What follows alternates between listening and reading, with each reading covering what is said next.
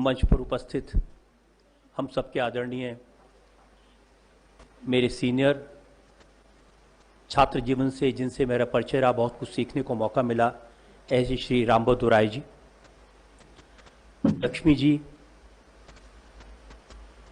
बजरंग जी, मिलिंद जी, मुरारीलाल जी और रमेश जी, और इस सभागार में उपस्थित देश और समाज की सेवा में लगे देवियों और सज्जनों, सबसे पहले तो मैं लक्ष्मी जी का बहुत आभार व्यक्त करना चाहता हूं कि उन्होंने इस पवित्र काम में सम्मिलित होने के लिए मुझे आमंत्रित किया। पिछले 1 साल से मैं किसी कार्यक्रम में शामिल नहीं हुआ, बस टीवी के स्टूडियो पर बैठ के जो कार्यक्रम करते थे वही कर पाते थे। ऐसे टीवी के शोज जिसमें ऑडियंस सम्मिलित हो, ऐसे शोज भी नहीं कर पाए, लेकिन लक्ष्मी जी का आग्रह टाल नहीं पाया, तो साल भर में ये पहला सार्वजनिक कार्यक्रम है जिसमें मैं सम्मिलित हुआ। और मैं आप सबको बहुत बधाई देना चाहता हूं, अभिनंदन करना चाहता हूं। कोरोना के इस काल में जब पूरे देश में एक निराशा का वातावरण था, विश्वास की कमी थी,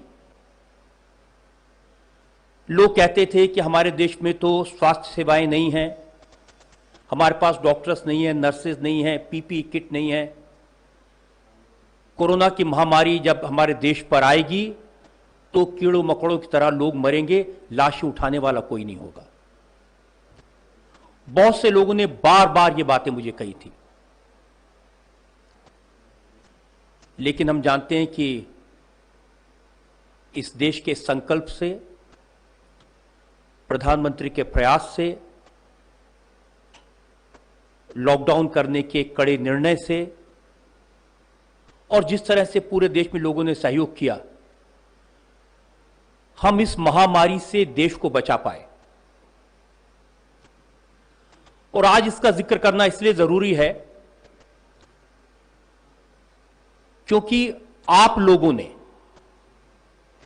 गांव-गांव में जाकर वनवासी क्षेत्रों में लोगों को कोरोना से लड़ने के लिए जागृत किया। इसके लिए आप बहुत बहुत बधाई के पात्र हैं। मुझे पता चला कि 3 लाख गांवों में वनवासियों के बीच, गरीब लोगों के बीच, जिनको समझाना मुश्किल काम होता है, उनके बीच जाकर आपने जागृति की, लोगों को समझाया, इस महामारी से लड़ने का रास्ता बताया।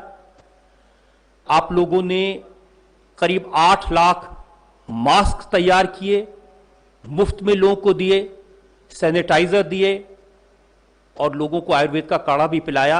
आपका बहुत बहुत अभिनंदन। मुझे लगता है कि ये जो लड़ाई है इस महामारी की, ये आप जैसे लोगों के सहयोग के बिना पूरी नहीं हो सकती थी। एकल अभियान के लोग जो गांव-गांव में काम करते हैं, वनवासी क्षेत्रों में काम करते हैं, ऐसी जगह जहां पर सरकार नहीं पहुंच पाती, ऐसी जगह जहां पर पत्रकार नहीं पहुंच पाता, आप लोग पहुंचे हैं। आपकी जितनी तारीफ की जाए वो कम है। हम अपने देश में हमेशा ये वातावरण देखते हैं कि हम तो कुछ कर ही नहीं सकते, यहां तो कुछ हो ही नहीं सकता, गरीबी तो दूर हो ही नहीं सकती, ये तो गांव के लोग अनपढ़ हैं, नकारा हैं, इनको कौन समझाए, इनको कुछ हो ही नहीं सकता। ये एक निराशा का वातावरण हमेशा मैं देखता हूं। ऐसे लोगों के सामने मैं आपका एक उदाहरण पेश करता हूं और लोगों से कहता हूं कि एकल अभियान की तरफ देखिए। इतनी बड़ी चुनौती आपने अपने हाथ में ली है और ये कोई ऐसा काम नहीं कि एक बार कर दिया तो खत्म हो गया, ये तो निरंतर आपका प्रयास है। 1 लाख जो शिक्षक इस अभियान में जुड़े हैं वो वाकई में अभिनंदन के पात्र हैं, क्योंकि शहर के स्कूलों में अपने घरों में रहकर सुविधाओं से छात्रों को पढ़ाना मुश्किल काम है, लेकिन आप तो दूर दराज के गांवों में वनवासियों के बीच, जहां पर सुविधाएं नहीं है, जहां पर आराम नहीं है, वहां संघर्ष के वातावरण में लोगों को जागृत करने का काम करते हैं, पढ़ाने का काम करते हैं। ये बहुत बड़ा पुण्य का काम है। 3 लाख कार्यकर्ता जो इस अभियान से जुड़े हैं, मैं उनको भी बहुत बहुत बधाई देना चाहता हूं। मुश्किल काम है। 28 लाख स्टूडेंट्स हैं जिनके जीवन को सजाने संवारने का काम आपने हाथ में लिया है। ये फिगर बहुत बड़ी है, ये नंबर बहुत बड़ा है, और इस देश के लिए ऐसी मुश्किल हालात में काम करना ये कोई छोटी बात नहीं है। और कम समय में इस चुनौती को आपने अपने हाथ में लिया। सबसे अच्छी बात कि सिर्फ किताबें नहीं पढ़ाते, सिर्फ अक्षर ज्ञान नहीं देते, सिर्फ ये नहीं बताते कि किताब में क्या लिखा है। ट्राइबल एरियाज में छात्रों के जीवन का समग्र विकास करने का काम आपने हाथ में लिया है। ये देश की बहुत बड़ी सेवा है। आज जब मैंने यहां भजन सुने, लक्ष्मी जी ने बताया कि ये सब कार्यकर्ता हैं। मैंने इनके वीडियोस देखे हैं यूट्यूब पर, कैसे छोटी छोटी जगहों पर गांव में जाकर राम नाम के भजन गाकर, नारायण नारायण के भजन गाकर लोगों के मन में भारतीय संस्कृति के प्रति, भारत की विरासत के प्रति जागरूकता पैदा करते हैं, उनको जानकारी देते हैं, ज्ञान देते हैं। ये अपने आप में अनूठा काम है। यहां हम इनके भजन सुनते हैं, यहां इनके मुंह से ओम सुनते हैं, तो भगवान के सामने माथा झुक जाता है। वनवासी क्षेत्रों में, गांव के क्षेत्रों में, जहां पर ऐसे ज्ञान की बहुत आवश्यकता है, जहां पर शायद अभी शहर के ज्ञान की रोशनी पहुंच ही नहीं पाई थी, वहां पर शिक्षा के साथ साथ समग्र विकास के लिए, उन्हें सक्षम बनाने के लिए, संस्कृति और विरासत से जोड़ने के लिए ये जो कथाकार काम कर रहे हैं, ये बहुत बड़ा काम है। मैं उनका बहुत बहुत अभिनंदन करता हूं। इस श्री हरि के नाम से, सत्संग के नाम से, भजन के माध्यम से जब हम लोगों को भारत की संस्कृति का पाठ पढ़ाते हैं, जब उन्हें बताते हैं कि हमारे देश के जीवन मूल्य क्या हैं, तो इससे एक बड़ा लाभ ये होता है कि वो गांव के लोग, वो वनवासी लोग हमसे जुड़ पाते हैं। उन्हें भी पता लगता है कि ये देश कितना बड़ा है, इस देश की संस्कृति कितनी महान है, इस देश की परंपराएं क्या हैं, क्योंकि बरसों से वो लोग इन सब बातों से अछूते रहे हैं। और इन बातों को मुझसे ज्यादा आप जानते हैं, क्योंकि आप तो उसको अनुभव करते हैं, उनके बीच में रहते हैं। लेकिन मैं इस बात का जिक्र इसलिए कर रहा हूं कि यह बात पूरी दुनिया को पता चलनी चाहिए। आपका जो योगदान है, आपको जो कंट्रीब्यूशन है, वो अतुलनीय है, उसकी कोई तुलना नहीं की जा सकती।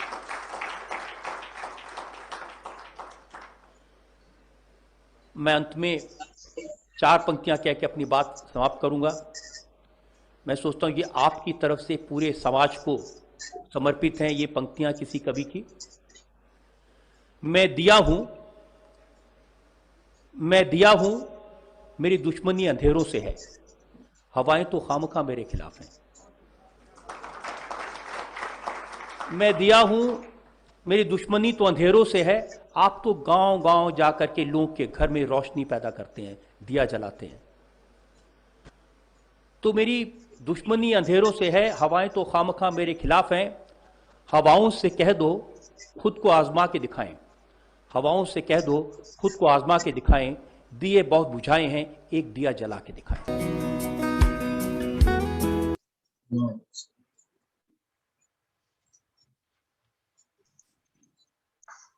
हाँ विशाखर, 2 मिनट डॉक्टर साहब का इंट्रोडक्शन दे देता हूं मैं। हाँ सर। और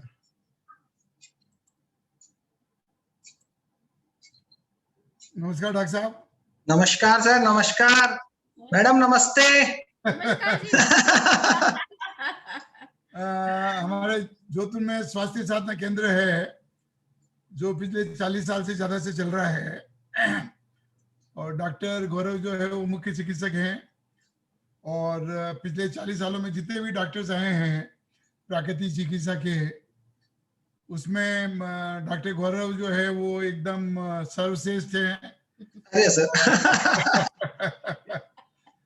और यंग होने के साथ में, टाइम के साथ में जो भी टेक्नोलॉजी है या जो भी रिपोर्ट्स हैं वो सब समझते हैं। तो 45 मिनट तक डॉक्टर साहब अपने को बताएंगे भाई कि घर में रह के कैसे अपने इम्यूनिटी बढ़ा सकते हैं, और बाद में 15 मिनट जो है वो क्वेश्चन आंसर के सेशन रहेंगे। तो जिनको भी क्वेश्चन का रेज करना है वो अपना चैट में हाथ खड़ा करते हैं तो उनका नाम लेके क्वेश्चन पूछ लिया जाएगा। और अब आप लोगों को ज्यादा टाइम नहीं लेते हुए मैं डॉक्टर साहब को इनवाइट करता हूँ कि डॉक्टर साहब अपने टॉपिक पे आ जाइए। नमस्कार। थैंक यू, सभी का स्वागत है, नमस्कार। तो आज का टॉपिक है कि घर पे रह के अपनी रोग प्रतिरोधक क्षमता, इम्यूनिटी को कैसे बढ़ाएं। चूंकि मैं नेचुरोपैथी से हूं तो पहले मैं नेचुरोपैथी का इंट्रोडक्शन जरूर दूंगा, क्योंकि नेचुरोपैथी में जो हम ट्रीटमेंट करते हैं लोगों का, वो बॉडी की इम्यूनिटी को ही बढ़ा के करते हैं। तो नेचुरोपैथी को जानना बहुत जरूरी है हमारे लिए। तो नेचुरोपैथी एक ड्रगलेस सिस्टम है जिसमें किसी भी तरह की मेडिसिन्स का, औषधि का हम प्रयोग नहीं करते हैं, और जो एलिमेंट ऑफ नेचर हैं, जल, वायु, आकाश, पृथ्वी, अग्नि, जिनको हम पंच महाभूत कहते हैं, इनके ही द्वारा हम, जिनसे हमारा शरीर बना हुआ है, इन्हीं के द्वारा हम रोगों का इलाज करते हैं। और इसमें जो इलाज होता है इसका पहला प्रिंसिपल है बॉडी हील्स इटसेल्फ। मतलब शरीर के अंदर रोगों से लड़ने की शक्ति विद्यमान होती है, लेकिन हमारी गलत लाइफस्टाइल के कारण, हमारी गलत जीवन शैली के कारण, गलत खान पान के कारण, या आरामदायक, जरूरत से ज्यादा आरामदायक जीवन के कारण, और एक नेचर से जो हम लोग धीरे धीरे दूर होते जा रहे हैं, उसके कारण से कहीं ना कहीं हमारी शरीर की रोग प्रतिरोधक क्षमता कम हो जाती है। तो प्राकृतिक चिकित्सा में हम आपके शरीर की रोग प्रतिरोधक क्षमता को बढ़ाते हैं और शरीर को रोगों से लड़ने के काबिल बनाते हैं, जिससे शरीर स्वयं बीमारी से लड़ता है। तो ये इसका बेसिक प्रिंसिपल है। और नेचुरोपैथी में एक ही चीज कही जाती है कि एक ही डिसीज है, एक ही कारण है, एक ही निवारण है। डिसीज क्या है कि एक्यूमुलेशन ऑफ टॉक्सिन, जो बॉडी के अंदर विजातीय पदार्थ इकट्ठे हो जाते हैं, टॉक्सिन्स। टॉक्सिन्स को आप कह सकते हैं जो आपने खाना खाया, पचा नहीं, आप जो ओवरडोज ऑफ मेडिसिन लेते रहते हैं, वो भी टॉक्सिन के रूप में इकट्ठा हो जाता है। कोई इन्फेक्टेड फॉरेन बॉडी हमारे शरीर में चली जाती है, वो भी टॉक्सिन का काम करती है। तो धीरे धीरे over a period of time ये जो टॉक्सिक एक्यूमुलेशन होता है, ये हमारे शरीर में रोग का कारण बनता है। और इसको आप शरीर से निकाल दो, डिटॉक्स कर दो बॉडी को, तो शरीर से सारी बीमारी अपने आप धीरे धीरे ठीक होने लगती है। और जो हमारे शरीर में जो टॉक्सिन निकलता है, टॉक्सिन कहाँ से निकलता है? टॉक्सिन हमारे शरीर में 4 जगह से निकलता है, जो अपने मेन 4 सिस्टम है, जिसमें आपका सबसे पहले पाचन तंत्र आता है, जिससे आपके मल के रूप में सारी गंदगी निकलती है। आपका किडनी है, जिससे यूरिन के रूप में गंदगी निकलती है। त्वचा है, पसीने के रूप में गंदगी निकलती है। और हमारा रेस्पिरेटरी सिस्टम है, श्वसन तंत्र, जिससे कार्बन डाइऑक्साइड के रूप में गंदगी निकलती है। और एक 5वां टॉक्सिन बोलते हैं, वो मन का टॉक्सिन है, तनाव, वो भी एक टॉक्सिन है। ठीक है ना? तो ये सारी चीजों को हम लेके चलते हैं।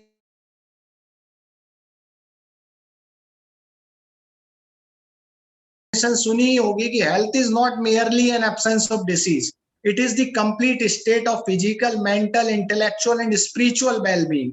तो जब आप पूरी तरह से स्वस्थ हैं, शारीरिक रूप से, मानसिक रूप से, आध्यात्मिक रूप से, सामाजिक स्तर पे, तभी आप हेल्दी कंसीडर हो सकते हैं। तो इन्हीं सारी चीजों को हम लेके चलेंगे। जब हम इम्यूनिटी को इंप्रूव करने की बात करेंगे तो ये सारे पॉइंट्स हम कवर अप करेंगे। ठीक है ना? तो ये एक शॉर्ट इंट्रोडक्शन था नेचुरोपैथी का। कि हम किस तरीके से इलाज करते हैं, तो मेन जो रीजन है वो टॉक्सिन है शरीर का, और उसको डिटॉक्स कर देते हैं बॉडी को। इस तरह से प्राकृतिक चिकित्सा में आपका इलाज किया जाता है। अब आते हैं इम्यूनिटी पे। ये रोग प्रतिरोधक क्षमता है क्या, इसको मैं एक उदाहरण दूंगा। आपके शरीर की जो भी रोग प्रतिरोधक क्षमता बोलते हैं, आपके शरीर की रोगों से लड़ने की जो शक्ति है आपके अंदर विद्यमान, उसको बोलते हैं आपकी इम्यूनिटी, रोग प्रतिरोधक क्षमता। अब इसको मैं एक्सप्लेन करूंगा। जैसे एक जिंदा शरीर है और एक मृत शरीर है। आपने देखा होगा, आप डेड बॉडी को अगर छोड़ देंगे कुछ समय के लिए तो क्या होगा, क्या होगा? आप अगर उसको छोड़ देंगे तो कुछ समय के बाद आप देखेंगे उसमें कुछ नहीं बचता है। तो आपके वातावरण में वो सूक्ष्म जीव, कीटाणु हमेशा विद्यमान रहते हैं जो आपकी बॉडी पे अटैक करना चाहते हैं। ये आपके शरीर की इम्यूनिटी ही है। जो जिंदा शरीर होता है उसके साथ तो ऐसा नहीं होता ना। तो आपके शरीर की इम्यूनिटी आपको इन रोगों से, इन जो रोग करते हैं कीटाणु, उनसे आपको बचा के रखती है। जब एक बार डेड बॉडी हो जाता है, मृत शरीर हो जाता है, तो रोग प्रतिरोधक क्षमता खत्म हो जाती है और तुरंत वो कीटाणु जो वातावरण में विद्यमान है शरीर पर अटैक कर देते हैं। तो आपके शरीर को जो रोगों से बचाती है वो आपके इम्यूनिटी या रोग प्रतिरोधक क्षमता कहते हैं। रोग प्रतिरोधक क्षमता आपके शरीर में दो तरह की रोग प्रतिरोधक क्षमता होती है। एक आपको जो बाय बर्थ मिलती है, आपके शरीर के साथ आती है, जिसे हम बोलते हैं इनेट इम्यूनिटी। इनेट इम्यूनिटी का मतलब होता है बाय बर्थ, जो आपको जन्म से ही आपके शरीर में आई है। जैसे आप कह सकते हैं कि आपकी स्किन, त्वचा, ये आपका सबसे पहला फिजियोलॉजिकल बैरियर है। कोई भी माइक्रो ऑर्गेनिज्म होगा वो आपकी, अगर आपके शरीर पे बैठेगा तो वो अंदर नहीं जा सकता, क्योंकि आपकी त्वचा सबसे पहला बैरियर है, फिजिकल बैरियर।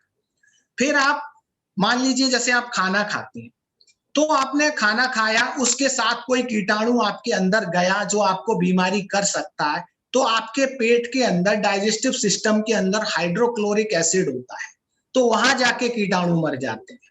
ये आपको सब बाय बर्थ मिला हुआ है। आपके सलाइवा में, आपके टीयर्स में एक लाइसोजाइम करके एंजाइम होता है, वो भी एंटीबैक्टीरियल एंजाइम है। आपकी आंख में कुछ जाता है कीटाणु, आपने देखा होगा, तो वो तुरंत मर जाता है। आपके सलाइवा में भी वही सेम एंजाइम होता है। तो ये आपको ये चीजें बाय बर्थ मिली हुई है। बॉडी का टेम्परेचर, ब्लड का पीएच जो 7.4 होता है, तो एल्कलाइन होता है, वो भी आपको माइक्रो ऑर्गेनिज्म से, जो भी सूक्ष्म जीव होते हैं, उनकी ग्रोथ को रोकता है और आपको बीमारियों को रोकता है। तो ये सारी चीजें आपको बाय बर्थ मिली हुई हैं। इनको हम बोलते हैं इनेट इम्यूनिटी, जो आपको बाय बर्थ भगवान ने दी हुई है।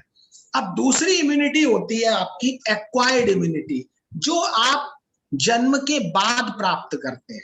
अब एक्वायर्ड इम्यूनिटी में क्या होता है कि सपोज आपको कोई इन्फेक्शन हुआ, पहली बार आप सफर करेंगे, लेकिन सेकेंड टाइम आपके शरीर में उस इन्फेक्शन के प्रति एंटीबॉडी डेवलप हो जाती है, ठीक है ना। फिर आपको वो दोबारा बीमारी नहीं होती। जैसे कि चिकन पॉक्स होता है, वो लाइफ में एक बार होता है। चिकन पॉक्स एक बार सबको होता है ऑलमोस्ट, ये सबने एक्सपीरियंस किया होगा।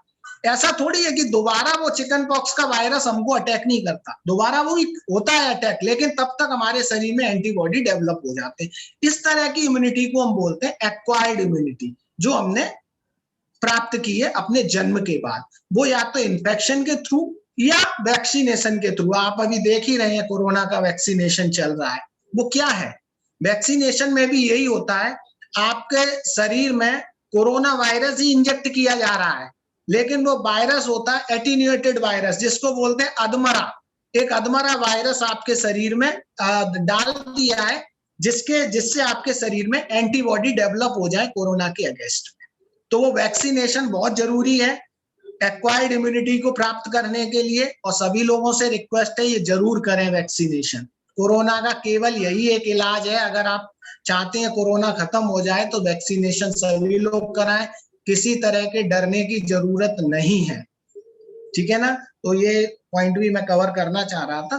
तो एक्वायर्ड इम्यूनिटी, तो ये आपने बाद में प्राप्त की, बाहर से आपने इंजेक्ट किया, तो ये आपको, या कभी कभी इसको बोलते हैं एक्टिव इम्यूनिटी, जब आपकी बॉडी स्वयं बनाती है। जैसे कोई चिकन पॉक्स का वायरस अंदर गया तो आपकी बॉडी ने एंटीबॉडी बनाई, या हमने इंजेक्ट कर दिया वो वायरस जैसे कोरोना में कर रहे हैं, तो तब भी शरीर ने ही एंटीबॉडी बनाई है, तो ये एक्टिव इम्यूनिटी हो गई।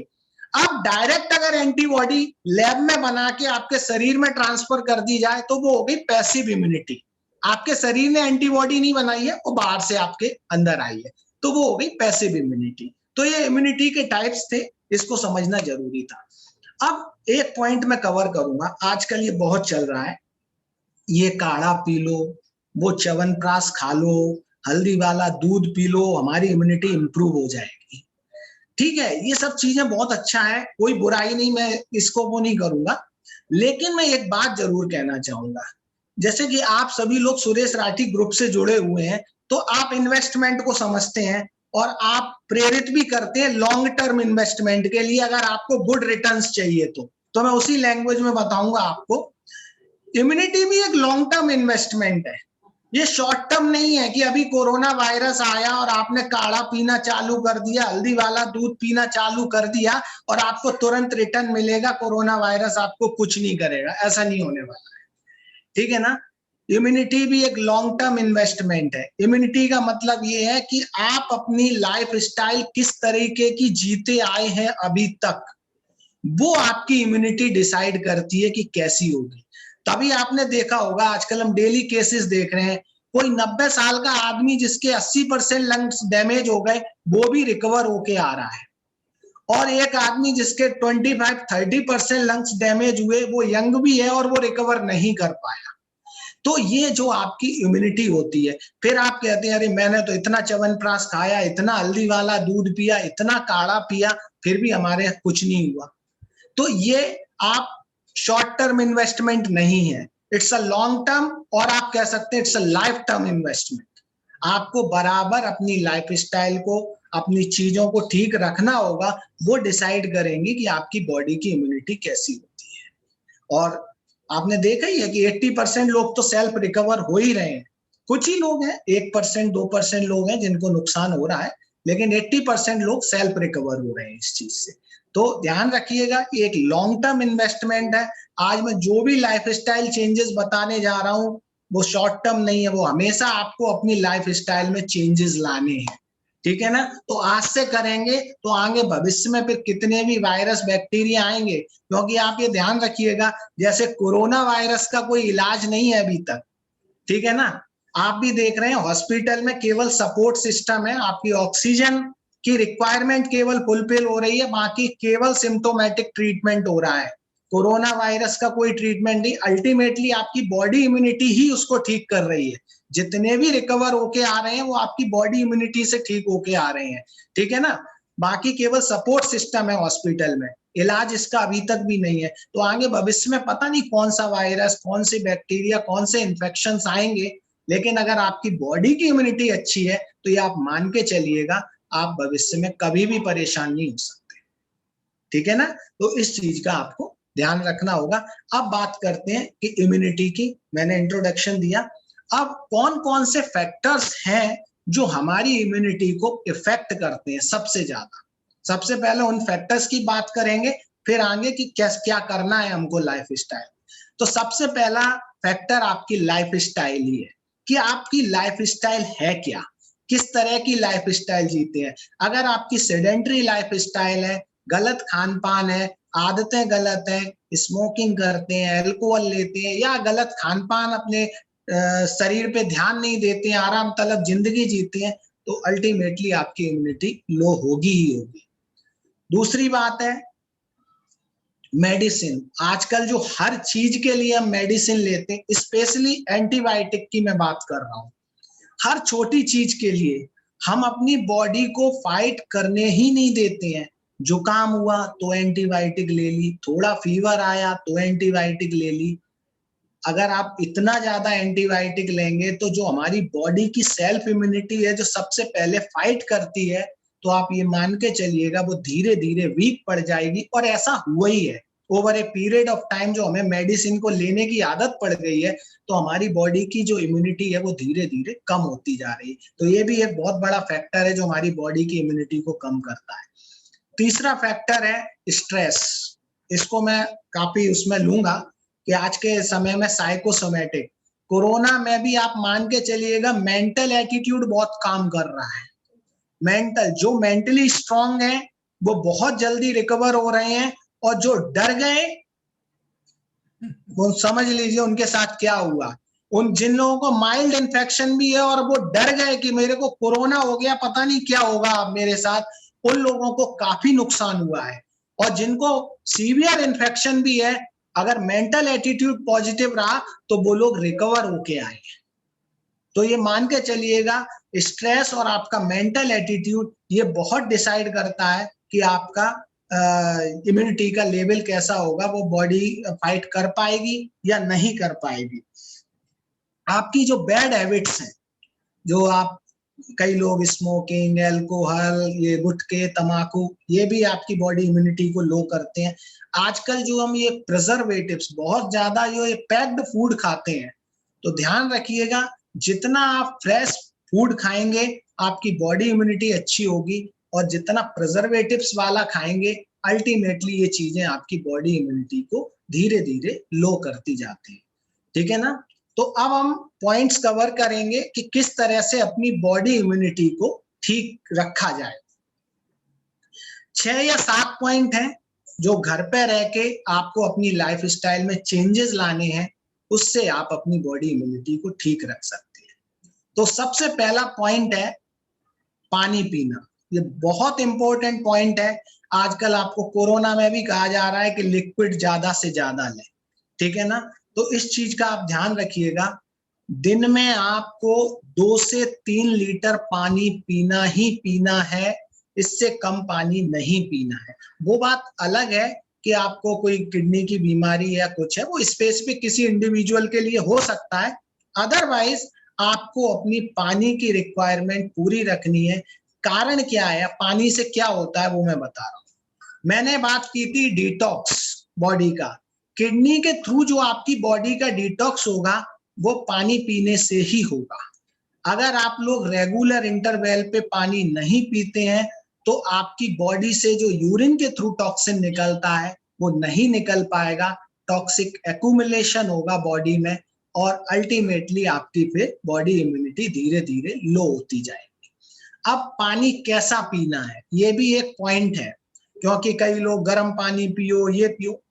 आप ध्यान रखिएगा, अगर सर्दी का समय है तो आपको गुनगुना पानी पीना है, और गर्मी का समय है तो नॉर्मल और मटके का पानी पीजिए।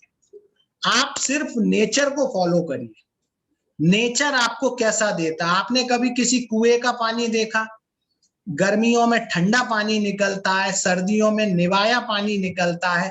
बस उसी तरह का पानी पीना है और उसी तरह के पानी से स्नान भी करना है। ध्यान रखिएगा, मैं पानी पीने के साथ स्नान भी कवर कर रहा हूं। कारण ये है, ज्यादा गर्म पानी से स्नान करने से आपकी जो त्वचा है वो ड्राई होती जाती है और आपको कई तरह के त्वचा संबंधी रोग भी हो सकते हैं। तो इसलिए पानी पीना किस तरह का, सर्दियों में गुनगुना और गर्मियों में नॉर्मल या मटके का पानी पीजिए। अगर आप गर्मियों में ज्यादा गर्म पानी पिएंगे तो आपकी बॉडी का एसिडिक लेवल बढ़ जाएगा, और एसिडिक लेवल बढ़ेगा तो अगेन आपको कई तरह की बीमारियां घेर लेंगी। जब भी बॉडी का, क्योंकि हमारे ब्लड का पीएच 7.4 होता है, वो एल्कलाइन होता है, अगर बॉडी एसिडिक होती जाएगी तो आपकी बॉडी में बीमारियां बढ़ती जाएंगी। ये चीज ध्यान रखिएगा। ठीक है ना। पानी खाने के आधा घंटे पहले और 1 घंटे बाद तक ना पिए। बहुत इंपॉर्टेंट पॉइंट है ये। कारण ये है कि खाने से पहले जब हमको भूख लगती है तो हमारे शरीर में जठराग्नि पैदा होने लगती है, और जब हम खाना खाते हैं, खाने के बाद वो डाइजेस्टिव फायर जो खाने को पचाती है, तो अगर आप पानी उस समय पीते हैं तो वो आपके पाचन क्रिया मंद हो जाएगी और आपको पाचन संबंधी कई तरह के रोग, एसिडिटी, गैस्ट्रिक ट्रबल, कॉन्स्टिपेशन, इस तरह के रोग आपको घेर लेंगे। ठीक है ना। और एक बार आपको पाचन संबंधी समस्या हुई तो फिर वो डिसीज मल्टीप्लाई होती जाएगी, उसी के कारण आपको कई रोग होंगे। एक पॉइंट और है, कॉपर के पात्र में पानी पीने का। बहुत अच्छा है, कॉपर के पात्र में भी यही होता है कि जब हम कॉपर के पात्र में पानी रखते हैं तो उसके अंदर जितने भी अनडिजायरेबल, जो भी बीमारी करने वाले बैक्टीरिया, वायरस हैं, वो स्वतः उसका पीएच चेंज हो जाता है पानी का और वो कीटाणु मर जाते हैं। इसीलिए कहते हैं कि तांबे के पात्र का पानी पीजिए, तो वो आपके स्वास्थ्य के लिए अच्छा होता है। तो ध्यान रखिएगा, फर्स्ट पॉइंट पानी, 2 से 3 लीटर पानी रेगुलर इंटरवल पे हर घंटे में 1 गिलास पानी पिए। इससे क्या है, रेगुलर इंटरवल पे पीने से रेगुलर इंटरवल पे आपके बॉडी से टॉक्सिन निकलता रहेगा। ये मत करिएगा कि डॉक्टर साहब ने कहा 2 से 3 लीटर सुबह ही पी लिया या शाम को पी लिया, तो बस डॉक्टर साहब ने कहा 2-3 लीटर पानी पीना है तो सुबह ही पी के खत्म कर दो। ऐसा नहीं है, रेगुलर इंटरवल पे पिए जिससे कि आपके बॉडी से रेगुलर इंटरवल पे टॉक्सिन निकलता है। अगला पॉइंट कवर करते हैं खाने का। यह भी बहुत इंपॉर्टेंट पॉइंट है, पानी के बाद खाने का।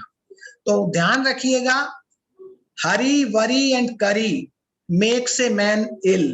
इस सेंटेंस को आप ध्यान रखिएगा। हरी, अगर आप जल्दबाजी में खाना खाते हैं, ध्यान रखिएगा, प्रॉपरली उसको चबाते नहीं है। सभी लोग कहते हैं ना, तो खाने को अच्छी तरह चबाइए, आंतों का काम दांतों से करिए, क्योंकि जो भी फूड आपके शरीर में जाता है जब आप चबाते हैं, स्टार्च का पाचन आपके माउथ में ही हो जाता है, और जितना आप अच्छी तरह खाने को चबाएंगे तो आपके पेट को वो कम काम करना पड़ेगा, क्योंकि जैसे ही खाना आपके ईसोफेगस से, आहार नली से जब आपके स्टमक में पहुंचता है तो वहां चर्निंग होती है खाने की, मैकेनिकल जो एक्शन होता है, चर्निंग होके खाना क्या होता है, वो सेमी सॉलिड बनता है, और जब आपकी आंतों में पहुंचता है तो वो लिक्विड बन जाता है। तो उससे जो पोषक तत्व हैं वो एब्जॉर्ब हो जाते हैं आंतों के द्वारा, और जो बचता है कचरा वो मल के रूप में शरीर से बाहर निकल जाता है। तो ध्यान रखें, खाना कभी भी जल्दबाजी में ना खाएं, खाना आराम से खाएं, शांतिपूर्वक खाएं। हरी, वरी, जब भी कभी टेंशन में है तो खाना मत खाइए, बेटर है, ठीक है ना, क्योंकि टेंशन में आदमी, एक तो क्या है, आप जब भी आप टेंशन में होंगे आपका सबसे पहले पाचन तंत्र पे अटैक करता है टेंशन, आपका डाइजेस्टिव सिस्टम कमजोर हो जाता है, तो उसमें खाना मत खाइए। दूसरी बात है, स्ट्रेस में आदमी कई बार बहुत ज्यादा खाना खाता है, तो वो भी आपके पाचन तंत्र को कहीं ना कहीं इफेक्ट करता है। तीसरा पॉइंट है, बहुत इंपॉर्टेंट है जोधपुर वासियों के लिए, करी, जो बहुत मिर्ची वड़ा, समोसा, ऑयली फूड, मिठाइयां, ये जो जरूरत से ज्यादा, मैं ये नहीं कह रहा बंद कर दीजिए, क्योंकि वो कॉन्सेप्ट काम नहीं करेगा लाइफ में कभी भी, ठीक है ना। पर्सन को प्रैक्टिकल होना चाहिए, कभी कभार वो भी एंजॉय करना चाहिए, उसका भी मैं तरीका बताऊंगा किस तरीके से हमको एंजॉय करना है वो चीजों को। तो ध्यान रखिएगा, तो करी, ज्यादा ऑयली स्पाइसी फूड नहीं खाना है, इस चीज का हमको ध्यान रखना है। कुछ पॉइंट्स और हैं इसके अलावा, जैसे कि रॉ डाइट और बॉइल्ड डाइट, इसको एक साथ मत खाइए। जैसे हम लोग खाने के साथ सलाद खाते हैं, कॉमन सी बात, तो सलाद को खाने से आधा घंटे पहले या 1 घंटे पहले खाइए। कारण क्या है, जब भी आप कोई रॉ डाइट लेते हैं तो उसको पचाने के लिए हमारे शरीर में बहुत माइल्ड एंजाइम की जरूरत होती है, तो पाचन तंत्र से बहुत माइल्ड एंजाइम रिलीज होते हैं जब आप इस तरह का हल्का भोजन लेते हैं, सलाद वगैरह। लेकिन जब आप बॉइल्ड फूड लेते हैं जिसमें ऑयली फूड भी होगा, सब कुछ होगा, तो उसको पचाने के लिए थोड़ा स्ट्रॉन्ग एंजाइम की जरूरत होती है। जब ये दोनों चीजें आप साथ में लेते हैं तो डाइजेस्टिव सिस्टम कंफ्यूज हो जाता है कि माइल्ड रिलीज करें एंजाइम या स्ट्रॉन्ग एंजाइम, तो आपको फिर पाचन संबंधी समस्या होगी। तो इसलिए जरूरी है कि आप उसमें थोड़ा सा गैप रखें खाने में, ठीक है ना। इसको आप ध्यान रखिएगा कि बॉइल्ड और रॉ डाइट एक साथ ना लें। स्टिमुलेटिंग फूड, नेक्स्ट पॉइंट है स्टिमुलेटिंग फूड। जो स्टिमुलेंट्स हैं, जैसे कि आप टी, कॉफी, ये कॉमन सी बात है कि हम लोग बहुत ज्यादा लेते हैं, तो ये भी ध्यान रखिएगा। टी, कॉफी, स्पाइसेस में ध्यान रखिएगा, स्पेशली जो लाल मिर्च है, गरम मसाला है, अमचूर है, ये जो किचन किंग या कई तरह के जो मसाले आते हैं, इस तरह के मसालों को आप जितना लाइफस्टाइल में कम रखें, या कोई स्पेशल प्रिपरेशन हो तभी यूज करें तो अच्छा है, रेगुलर लाइफ स्टाइल में ना करें। क्योंकि ये जो स्टिमुलेटिंग फूड जब हम खाते हैं तो होता क्या है, एक तो ओवर ईटिंग होती है और बॉडी में अगेन हीट का लेवल बढ़ जाता है। हीट से मेरा मतलब है एसिडिक लेवल बढ़ता है, एसिडिक लेवल बढ़ने से सारी बीमारियों का जन्म होता है, आप ये बात मान के चलिएगा। तो ये ओवर स्पाइसेस नहीं लेने हैं। स्वीट्स में ध्यान रखिएगा, शुगर को आप कम से कम लें। सर्दी का मौसम है, गुड़ का प्रयोग करें, और जैसे अगर कभी स्वीट या डेजर्ट खाने की इच्छा होती है तो आप रसगुल्ला और आगरे का पेठा इनको प्रेफर किया करें, क्योंकि ये चीजें बॉडी में एसिड नहीं बनाती है। भले ही इनमें शुगर होती है, लेकिन ये जिस चीज से बनते हैं, जैसे पेठा है, पेठा जो बनता है वो एशगॉर्ड से बनता है। एशगॉर्ड बोलते हैं आपका सफेद पेठा। वो इतना एल्कलाइन है, इट्स हाईली एल्कलाइन, कि आपके शुगर के एसिड के इफेक्ट को भी खत्म कर देता है। इसलिए पेठा खाने से कभी एसिड नहीं बनेगा। रसगुल्ला आप जो स्पंज वाला रहता है, व्हाइट वाला, वो खाएंगे, उससे कभी एसिड नहीं बनेगा। बल्कि कभी एसिडिटी हो तो 1 या 2 रसगुल्ले खा लीजिए तो आपकी एसिडिटी शांत हो जाती है। तो ये चीजें क्या खाना, ये जानना बहुत जरूरी है। अगर वही आप हलवा खा रहे हैं, गुलाब जामुन खा रहे हैं और भारी खाना, मावे की मिठाइयां खा रहे हैं, तो ओबियसली आपको प्रॉब्लम होगी, भारीपन होगा, नींद नहीं आएगी, एसिड बनेगा, कई पाचन संबंधी समस्याएं होंगी। तो ये नहीं है, ये जानना जरूरी है। स्वीट खाना मना नहीं है, लेकिन क्या खाना है ये जानना बहुत जरूरी है, ठीक है ना। तो ये चीज है, स्वीट्स में आप ये खा सकते हैं। सर्दी है तो गुड़ खाइए, बहुत अच्छा होता है, लेकिन गर्मी में गुड़ मत खाइए। मैंने देखा यहाँ लोग 12 महीने गुड़ खाते हैं, तो गुड़ बहुत गर्म होता है, ध्यान रखिएगा। कई लोगों को नक्सीर आ जाती है गुड़ ज्यादा खाने से, तो गुड़ बहुत गर्म होता है, वो गर्मियों के लिए नहीं है, वो सर्दियों के लिए है। तो आपके खाने में इस चीज का ध्यान रखना है। और खाने में एक बहुत इंपॉर्टेंट चीज है, वो है बैलेंस डाइट। हर चीज खाने में लेनी है। आपके पूरे दिन का खाना ऐसा होना चाहिए जिसमें सारे फूड आपके बैलेंस डाइट, हर न्यूट्रिएंट्स आपको मिले। तो ये मैं आपको लास्ट में पूरा एक दिनचर्या बताऊंगा, लास्ट में, कि सुबह से रात तक की हमारी दिनचर्या कैसी होनी चाहिए, मैं लास्ट में बताऊंगा, जिससे उसमें हर चीज कवर अप हो। दूसरी बात है, अपने खाने में छाछ और दही का प्रयोग जरूर करें, ठीक है ना। और मौसम के फल जरूर लें। अब मैं बताऊं, मौसम के अनुसार चीज लेने की बहुत इंपॉर्टेंस है। जैसे लास्ट ईयर कोरोना आया, मार्च एंड में आया था, गर्मी का मौसम आ गया था, और हमने क्या किया, काढ़े पीना चालू कर दिया। गर्मी में वैसे ही बॉडी के अंदर इतनी हीट होती है, उस पे से हमने फिर काढ़े पिए, च्यवनप्राश खाया, हल्दी वाला दूध पिया। तो हुआ क्या, लोग सोच रहे थे इम्यूनिटी इंप्रूव होगी, इम्यूनिटी डाउन हो गई। कारण क्या है इम्यूनिटी डाउन होने का, कि आपने इतना एसिडिक लेवल बॉडी का बढ़ा दिया, जिससे आपकी इम्यूनिटी, मेरे पास कम से कम 100-200 ऐसे लोग आए होंगे जिनको कहीं अल्सर हो गया पेट में, किसी के छाले हो गए, किसी के कुछ हो गया, इस तरह की कई मल्टीपल केसेस हमारे पास आए। तो आप हमेशा सीजन के अनुसार चीज लेंगे, तब तो आपकी इम्यूनिटी बढ़ेगी, और सीजन के अपोजिट में जाके लेंगे तो कभी इम्यूनिटी नहीं बढ़ेगी। सर्दियों में च्यवनप्राश खाएंगे, इम्यूनिटी बढ़ाएगा, लेकिन गर्मियों में खाएंगे तो इम्यूनिटी डाउन कर देगा आपकी। ये चीज ध्यान रखिएगा आप। तो ये गर्मियों में जो ये काढ़े लेने का है कॉन्सेप्ट, ये बिल्कुल सही नहीं है। सर्दियों के लिए बहुत अच्छा कॉन्सेप्ट है, लेकिन गर्मियों में काढ़े लेना ये कहीं से भी उचित नहीं है। इस चीज का आप लोग ध्यान रखें। गर्मियों में छाछ पीजिए, दही खाइए, इनमें प्रोबायोटिक्स होता है। मैं वही वाली बात अभी कह रहा था कि खाने में दही छाछ जरूर लें, दिन के समय लें। इनमें प्रोबायोटिक्स होते हैं। प्रोबायोटिक्स वो होते हैं जो हमारे पाचन तंत्र को स्वस्थ रखते हैं। पाचन तंत्र में 2 तरह के हमारे बैक्टीरिया होते हैं, एक गुड बैक्टीरिया और एक बैड बैक्टीरिया।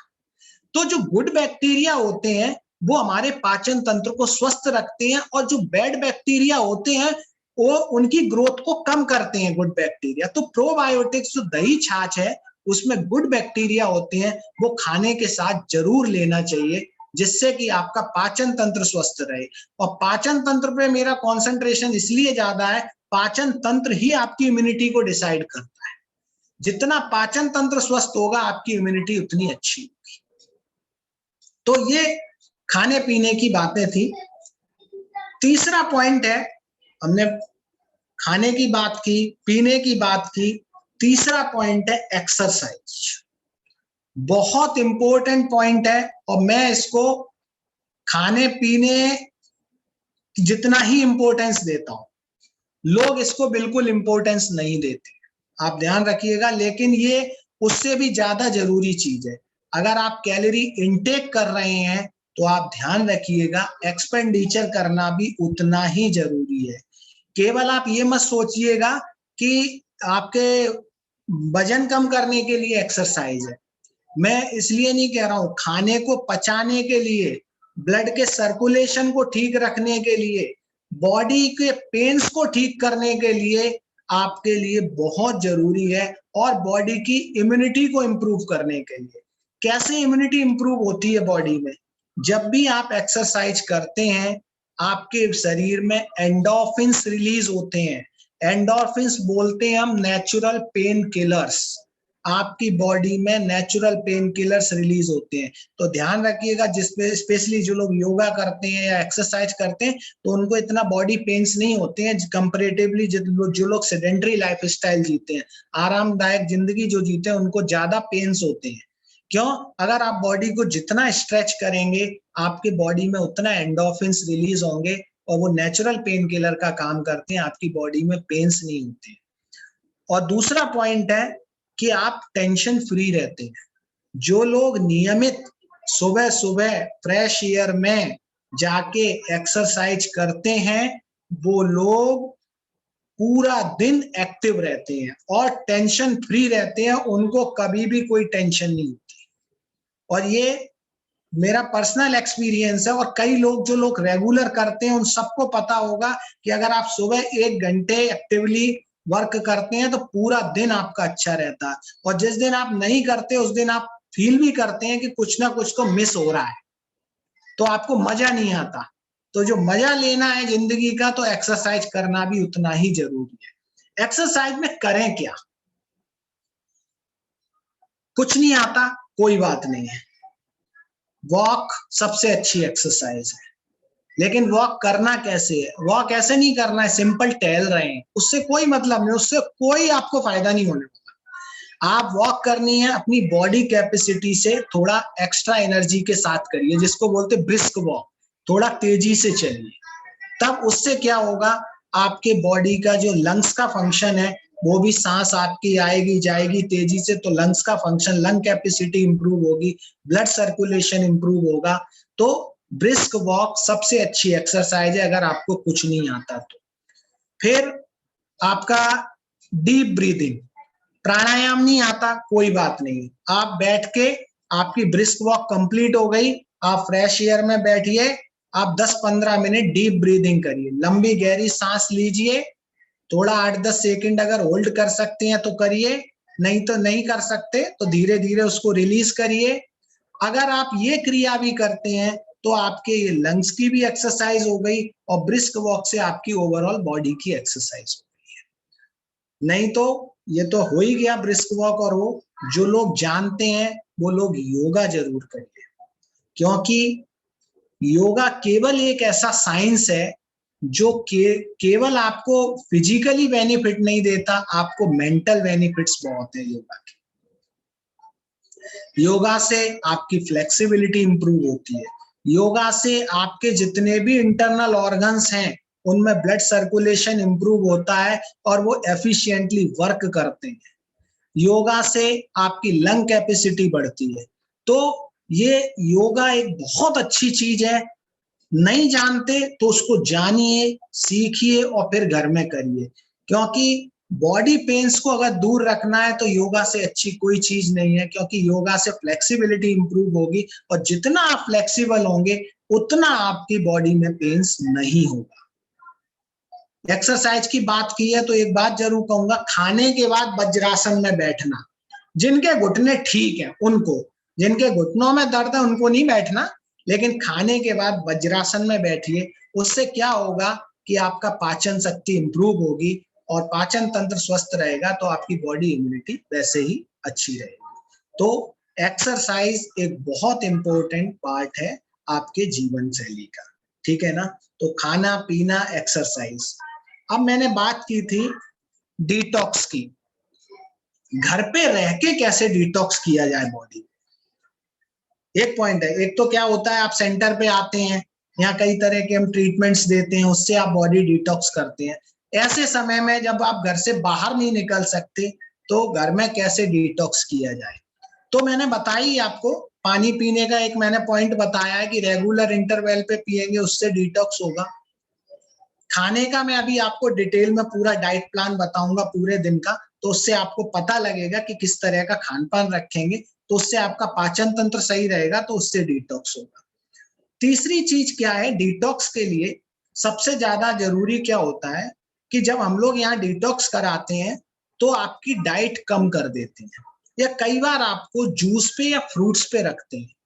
तो घर पे डिटॉक्स करने के लिए सबसे अच्छा तरीका है कि आप हफ्ते में एक दिन उपवास किया करें।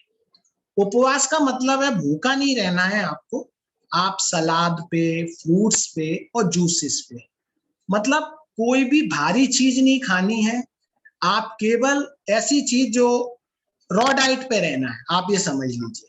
और उसमें आप स्प्राउट्स ले सकते हैं, सैलड्स ले सकते हैं, फ्रूट ले सकते हैं, जूसेस ले सकते हैं, नारियल पानी। उससे क्या होगा, हफ्ते में एक दिन आपने अपने डाइजेस्टिव सिस्टम को रेस्ट दे दिया। जैसे आप संडे को छुट्टी लेते हैं तो उस दिन क्या होता है, छुट्टी के दिन आप अपने पेंडिंग काम खत्म करते हैं। आपको याद रहता है कि अरे संडे आएगा तो मेरे को ये काम करना है, मेरे को ये काम करना है, आप लिस्ट बना के रखते हैं। लेकिन क्या हम अपने डाइजेस्टिव सिस्टम को कभी रेस्ट देते हैं? कभी नहीं देते। 24 आवर्स, मतलब अगर हम सोएंगे, अगर हम सोना छोड़ दें तो हमें लगता है वो टाइम भी हम खाने में ही निकालेंगे, कुछ ना कुछ खाते ही रहते हैं, मुंह चलते ही रहता है बराबर, जब तक हम जागते रहेंगे कुछ ना कुछ चलते ही रहता है। तो डाइजेस्टिव सिस्टम को रेस्ट नहीं मिलता। तो फास्टिंग का मतलब है अपने डाइजेस्टिव सिस्टम को रेस्ट देना। जब रेस्ट आप दोगे तो डाइजेस्टिव सिस्टम क्या करेगा, जैसे आप पेंडिंग काम निपटाते हो तो डाइजेस्टिव सिस्टम भी पेंडिंग काम निपटाएगा। जो आपका पुराना टॉक्सिन पड़ा हुआ है, पुराना कचरा पड़ा हुआ है, उसको निकालने में शक्ति लगाएगा। क्यों? क्योंकि आपने उस दिन तो कोई भारी खाना खाया नहीं, तो उसके पास वर्कलोड नहीं है, तो वो पुराना कचरा निकालने में शक्ति लगाएगा। तो इस तरह से फास्टिंग काम करती है। तो हफ्ते में एक दिन आप अपने डाइजेस्टिव सिस्टम को रेस्ट दें। उस दिन हाँ, एक चीज और ध्यान रखें, जिस दिन आप फास्टिंग करें उस दिन किसी भी तरह की आपको हैवी एक्सरसाइज वगैरह नहीं करनी है। फास्टिंग में रेस्ट बहुत कंपलसरी होता है, तो अगर आप रेस्ट देंगे तो आपका पाचन तंत्र सही तरीके से काम करेगा। तो हफ्ते में एक दिन उपवास जरूर करें। फिर सोना, नेक्स्ट पॉइंट है नींद। इसका भी बहुत बड़ा कनेक्शन है आपके जीवन शैली से और आपकी इम्यूनिटी से। अगर आप 7 से 8 घंटे अगर इतना बॉडी को रेस्ट नहीं देते हैं, प्रॉपर स्लीप नहीं लेते हैं, तो आप मान के चलिएगा आपकी बॉडी इम्यूनिटी धीरे धीरे डाउन होती जाएगी। नींद से होता क्या है, जब भी आप अच्छी नींद लेते हैं तो उससे आपकी बॉडी में टी लिम्फोसाइट्स, जिनको हम टी सेल्स बोलते हैं, टी सेल्स वो होते हैं, हमारी इम्यूनिटी के ही पार्ट है ये टी सेल्स। ये वो सेल्स हैं जो इन्फेक्शन फाइटिंग, जितने भी वायरस बैक्टीरिया हैं उनसे ये फाइट करते हैं। इन्फेक्शन फाइटिंग सेल्स हैं बॉडी के अंदर। तो जब आप प्रॉपर नींद लेते हैं तो टी लिम्फोसाइट, टी सेल्स आपकी बॉडी में बढ़ते हैं, तो फिर आपकी बॉडी की इम्यूनिटी इंप्रूव होती है। तो किसी भी तरह का बैक्टीरिया, वायरस अटैक करता है तो आपकी बॉडी में उसके लिए एक इम्यूनिटी होती है। तो नींद लेना, और नींद लेने से क्या होता है, आपके बॉडी के सारे ऑर्गन्स को अंदर सबको एक रेस्ट मिलता है, उससे आपकी बॉडी का फंक्शन इफेक्टिवली काम करता है, पाचन तंत्र इंप्रूव होता है आपका। अगर आप नींद लेंगे तो आपकी पाचन शक्ति अच्छी रहेगी, ठीक है ना, और टी लिम्फोसाइट्स आपकी बॉडी में बढ़ेंगे, जिससे कि आपकी टी सेल्स बढ़ने से इन्फेक्शन फाइटिंग सेल्स होंगे बॉडी के अंदर, तो किसी भी तरह का बैक्टीरिया, वायरस आपको परेशान नहीं करेगा। ठीक है। एक लास्ट पॉइंट, स्ट्रेस, मैंने कहा था कि मैं इसको कवर करूंगा लास्ट में। स्ट्रेस बहुत मेजर पॉइंट है, बिकॉज आज के समय में 80% डिसीजेस साइकोसोमेटिक है। साइकोसोमेटिक बोलते हैं जो आपके तनाव के कारण होती हैं बीमारियां और आपके शरीर को इफेक्ट करती है। टेंशन हुआ और बीमारी आपकी फिजिकल बॉडी को हो रही है। तो जो साइकोसोमेटिक, चाहे आपका ओबेसिटी हो, डायबिटीज हो, हाइपरटेंशन हो, इवन जॉइंट्स पेन भी, ये सब तनाव की बीमारी है। माइग्रेन है, आपका डाइजेस्टिव डिसीजेज है, ये सब तनाव की देन है। तो स्ट्रेस को कंट्रोल रखना बहुत जरूरी है। और स्ट्रेस से होता क्या है, बॉडी की फिजियोलॉजी को समझिए। जब भी आपके शरीर में आपको तनाव होगा, आपको स्ट्रेस होगी आपके माइंड में, आपके एक शरीर में एक ग्लैंड होती है एड्रिनल ग्लैंड, उससे एक हार्मोन निकलता है जिसको स्ट्रेस हार्मोन बोलते हैं, कॉर्टिसोल नाम का। जब भी आपको स्ट्रेस होगी, स्ट्रेस हार्मोन आपके बॉडी में बढ़ेगा। और ये स्ट्रेस हार्मोन करता क्या है, इसका इम्यूनो सप्रेसिव इफेक्ट होता है, आपकी रोग प्रतिरोधक क्षमता को ये कम करता है। और जब शरीर की रोग प्रतिरोधक क्षमता ही कम हो जाएगी तो शरीर रोगों से कैसे लड़ेगा, और शरीर के अंदर रोग बड़ी आसानी से हो जाता है। इसलिए जरूरी है कि अपने तनाव को कंट्रोल में रखें। तनाव को कंट्रोल में कैसे रखा जाए, ये एक बहुत बड़ी जरूरी चीज है। इसमें मैं कुछ पॉइंट्स आपको जल्दी जल्दी बताऊंगा। एक तो क्या है कि आप अपने तनाव के कारण को समझिए सबसे पहले। तो अगर आप कारण को नहीं समझेंगे तो कभी आप निवारण कर ही नहीं सकते उसका। तो पहले अपने तनाव के कारण को जानिए, कारण से निवारण पे पहुंचिए। कारण मान लीजिए आपके किसी फैमिली मेंबर के कारण है, आपके अपने ऑफिस के कारण है, आप उस कंसर्न पर्सन से बात करिए। बात करने से कई प्रॉब्लम सॉल्व हो जाती हैं। स्ट्रेस का एक मेजर कारण तो ये है कि हम कम्युनिकेट नहीं करते, हम अपनी बात शेयर नहीं करते। तो हमेशा अपनी फीलिंग्स को शेयर करें, जिनके साथ भी आप उचित समझते हैं, अपने फ्रेंड्स के साथ, फैमिली मेंबर्स के साथ अपनी फीलिंग्स को जरूर शेयर करें। एक मैंने किसी कार्डियक यूनिट के बाहर एक स्लोगन लिखा देखा था कि दिल खोल लेता अपना यारों के साथ, तो आज नहीं खोलना पड़ता औजारों के साथ। तो अगर आप अपनी फीलिंग्स को शेयर करेंगे तो अपनी इतना प्रेशर नहीं पड़ेगा आपके हार्ट पे और दिमाग पे कि बीमारियां हो। तो अपनी फीलिंग्स को जरूर शेयर करिए। सबसे सेकंड पॉइंट है, इंपॉर्टेंट है, पॉजिटिव एटीट्यूड। ये एटीट्यूड है जो आपको स्ट्रेस से बचाता है। क्योंकि आपका एटीट्यूड, स्ट्रेस सब जगह है। स्ट्रेस मेरी लाइफ में भी, आपकी लाइफ में भी है, सबकी लाइफ में। आप कोई ये कहे कि नहीं स्ट्रेस है ही नहीं, स्ट्रेस तो है, हर जगह है, लेकिन आप उसको कैसे हैंडल करते हैं आपके ऊपर है। आपका पॉजिटिव एटीट्यूड है तो कितनी भी बड़ी प्रॉब्लम होगी आप क्या कहेंगे, अरे हो जाएगा, कर लेंगे, पॉजिटिव एटीट्यूड का पर्सन। नेगेटिव एटीट्यूड है तो आप क्या कहेंगे, एक प्रॉब्लम है उसमें 4 और ऐड कर देंगे। तो पॉजिटिव एटीट्यूड से, सकारात्मक सोच से आप किसी भी प्रॉब्लम का निदान कर सकते हैं। तो ध्यान रखिएगा ये चीजें। तीसरी पॉइंट है कि अपनी हॉबीज के लिए टाइम जरूर निकालें। होता क्या है कि हम लाइफ को जीना भूल जाते हैं, ये सबसे बड़ी प्रॉब्लम है। क्या होता है, हम याद करते हैं कि स्कूल के समय हम क्या करते थे या हम कॉलेज के समय क्या करते थे, और आज पता नहीं क्या एक शादी क्या हो गई या नौकरी क्या करने लगे, हम भूल ही गए कि हम क्या करते थे। ये एक बहुत बड़ा इशू है कि मतलब हम अपनी लाइफ को जीना ही भूल गए। तो अपनी हॉबीज के लिए टाइम निकालिए, जो भी आपको पसंद है। आप ये क्यों कहते, कॉलेज के टाइम में हम डांस करते थे, या उस समय हम गाना गाते थे, या उस समय हम क्रिकेट खेलते थे, उस समय बैडमिंटन। आज आपको किसने रोका है? पूरे दिन का रूटीन ऐसे बनाइए, 24 आवर्स भगवान ने सबको दिए। आइए, आपको अपना टाइम मैनेजमेंट करना है कि आपको डेली 1 घंटे अपनी हॉबी के लिए निकालना है। दुनिया इधर की इधर हो जाए, लेकिन मेरी जो हॉबी है मैं उसको जरूर करूंगा। तो ये एक बहुत बड़ा स्ट्रेस से आपको निदान कर सकता है। जो भी आपको अच्छा लगता है, जब आप करेंगे तो आपके मन को खुशी मिलेगी। नेक्स्ट मैंने कहा ही है, टाइम मैनेजमेंट बहुत जरूरी है। नहीं दुनिया में आप लोगों से कहो, अरे टाइम ही नहीं है, टाइम ही नहीं है, फोन पे बात करो, टाइम ही नहीं है। अरे टाइम तो भगवान ने सबको उतना ही दिया है। प्राइम मिनिस्टर भी टाइम निकाल लेते हैं हर चीज के लिए जो उन्हें करना होता है। तो आप भी टाइम निकालिए। टाइम मैनेजमेंट बहुत जरूरी। जिनका जो ये कहते हैं कि टाइम नहीं है, मान लेना उनका टाइम मैनेजमेंट नहीं है। तो टाइम मैनेजमेंट बहुत जरूरी है। और रही बात फाइनेंशियल मैनेजमेंट की, तो वो आप मेरे से अच्छा जानते हैं। इसके कारण भी बहुत ज्यादा स्ट्रेस होती है लोगों को। नहीं तो क्या है कि वही पता तो है हमको कि हमारी इनकम तो फिक्स है, तो अगर आप सही तरीके से उसका मैनेजमेंट नहीं करेंगे तो at the end of the month या at the end of the year आपको प्रॉब्लम होती है। फिर आप स्ट्रेस में आते हैं, या आप लोन लेते हैं, किसी से कर्ज लेते हैं, तो आप स्ट्रेस में आते हैं। तो फाइनेंशियल मैनेजमेंट होना भी उतना ही जरूरी है स्ट्रेस को दूर रखने के लिए। दूसरी बात है, कुछ छोटी छोटी हैबिट्स होती हैं, वो अपने अंदर डेवलप करिए। जैसे क्या होता है कि जैसे पहले मैं गुड़गांव में था, तो मेट्रो सिटीज में क्या है कि बहुत ज्यादा टाइम आपका स्पेंड हो जाता है आपके ट्रैफिक में और ये सब।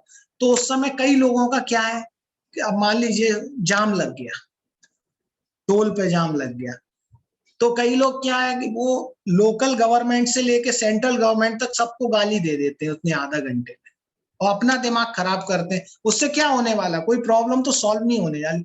Always try to control the things which are under your control. हम लोग वो कोशिश करते हैं कंट्रोल करने की जो हमारे कंट्रोल में नहीं। अब ट्रैफिक में जाम लगा हुआ है, वो हमारे कंट्रोल में है क्या? वो जब खुलेगा तब खुलेगा, तब हमको निकलना है, जैसे ही खुलेगा तो हम जाएंगे। समझदार आदमी होगा तो क्या करेगा, अपना गाड़ी का कांच चढ़ाएगा, एसी चलाएगा, बढ़िया अपने गाने लगाएगा, सुनेगा, जब खुलेगा तब खुलेगा।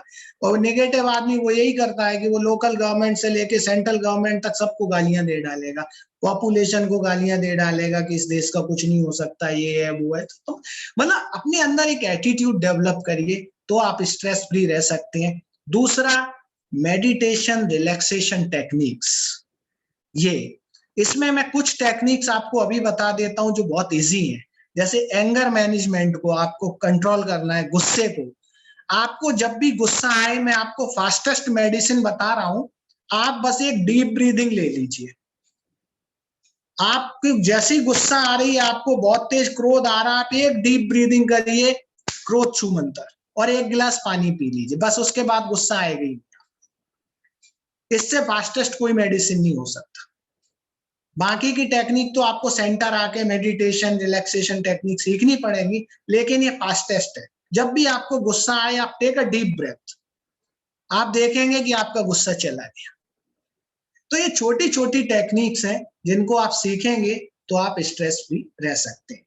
एक पॉइंट और है जो बहुत इंपॉर्टेंट पॉइंट है, मैंने बोला था मेडिसिन का। अननेसेसरी मेडिसिन मत लीजिए। थोड़ा सा जुकाम हुआ, खांसी हुआ, नेचुरोपैथी कहती है all acute diseases are cleansing and healing effort of the nature.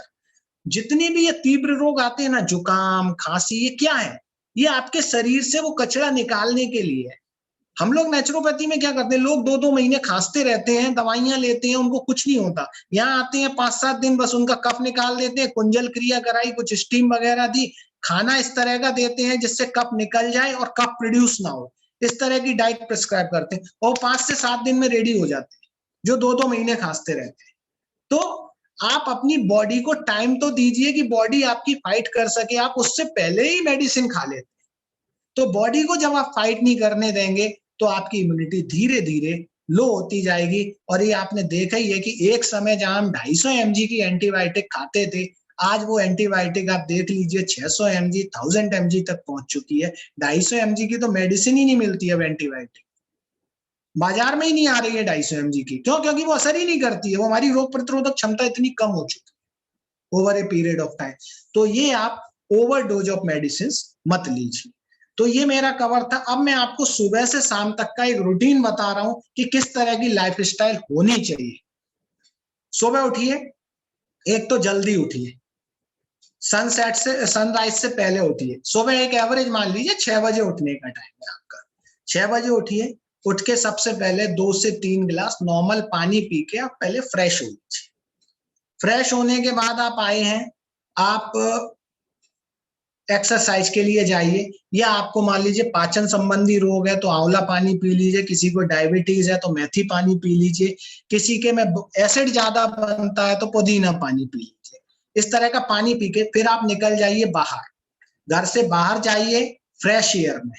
मैं क्यों कह रहा हूं क्योंकि इम्यूनिटी के लिए कई चीजें जरूरी हैं। आपको सुबह की धूप, विटामिन डी बहुत जरूरी है अगर आपको अपनी इम्यूनिटी ठीक रखनी है। ऐसे ही विटामिन सी, आजकल बहुत बोल रहे हैं, विटामिन सी भी उतना ही जरूरी है। एक नींबू डेली हर किसी को खाना चाहिए, किसी भी फॉर्म में खाइए, आप अपने खाने में प्रयोग करिए, सलाद में डालिए, कैसे भी एक नींबू खाते रहेंगे, विटामिन सी, आपकी इम्यूनिटी बहुत अच्छी रहेगी। तो सुबह आप खुली हवा में निकलिए, वहां आप अपनी proper exercise, walk, yoga, deep breathing, pranayama, ये सब करिए, ठीक है ना। और सुबह की धूप भी आपको मिलेगी, विटामिन डी भी मिलेगा। इसलिए मैं कह रहा हूँ खुली हवा में या छत पे जाके ये सब चीजें करिए। उसके बाद आप लौट के आते हैं तो आप ओवरनाइट सोक्ड आप ड्राई फ्रूट्स लीजिए, ठीक है ना। ड्राई फ्रूट्स में आप बादाम है, अखरोट है, मुनक्के हैं, अंजीर है, कद्दू के बीज हैं, पंपकिन सीड्स, आपको उसमें मैग्नीशियम मिलेगा, कई चीजें मिलेंगी आपको।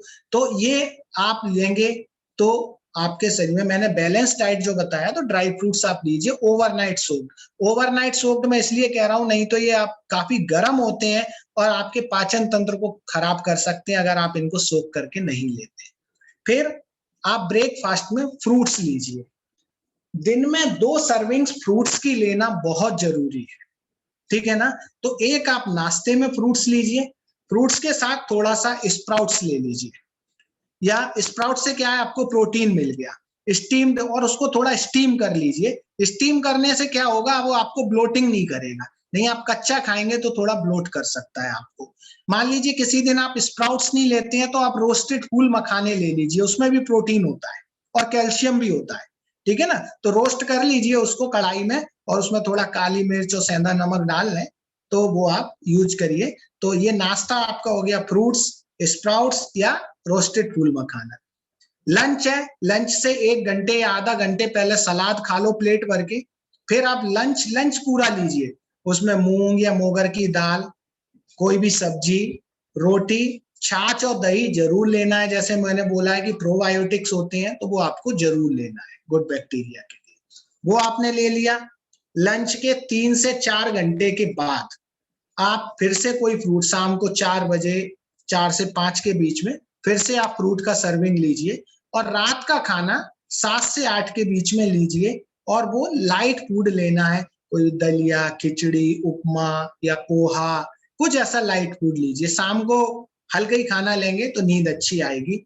और अगर आप दूध पीते हैं तो रात को सोते समय गर्मी के मौसम में ठंडा दूध फीका, ठंडा दूध कैसा, जैसे हम बॉईल करने के बाद जैसे हम दूध को फ्रिज में रख देते हैं, तो आप पीने से पहले 1 घंटे पहले गिलास निकाल के बाहर रख दीजिए, फिर आप उसको पिएंगे। तो गर्मी में क्या है, जो बॉडी का हमारा एसिडिक लेवल ज्यादा होता है तो वो एंटासिड का काम करता है, तो बहुत अच्छा रहेगा, आपको नींद भी अच्छी आएगी। तो गर्मी के मौसम में ठंडा दूध और सर्दी के मौसम में गर्म दूध थोड़ा गुड़ के साथ लेंगे तो आपको बहुत लाभकारी रहेगा। तो ये पूरे दिन का आपका ये रूटीन होना चाहिए। और आपने सुबह एक्सरसाइज की, एक शाम को खाने के 1.5 घंटे के बाद एक 20-25 मिनट का जस्ट स्ट्रॉल, हल्का टहलना, खाने के तुरंत बाद नहीं टहलना है, ध्यान रखिएगा, खाने के कम से कम 1.5 घंटे के बाद हल्का टहलिए।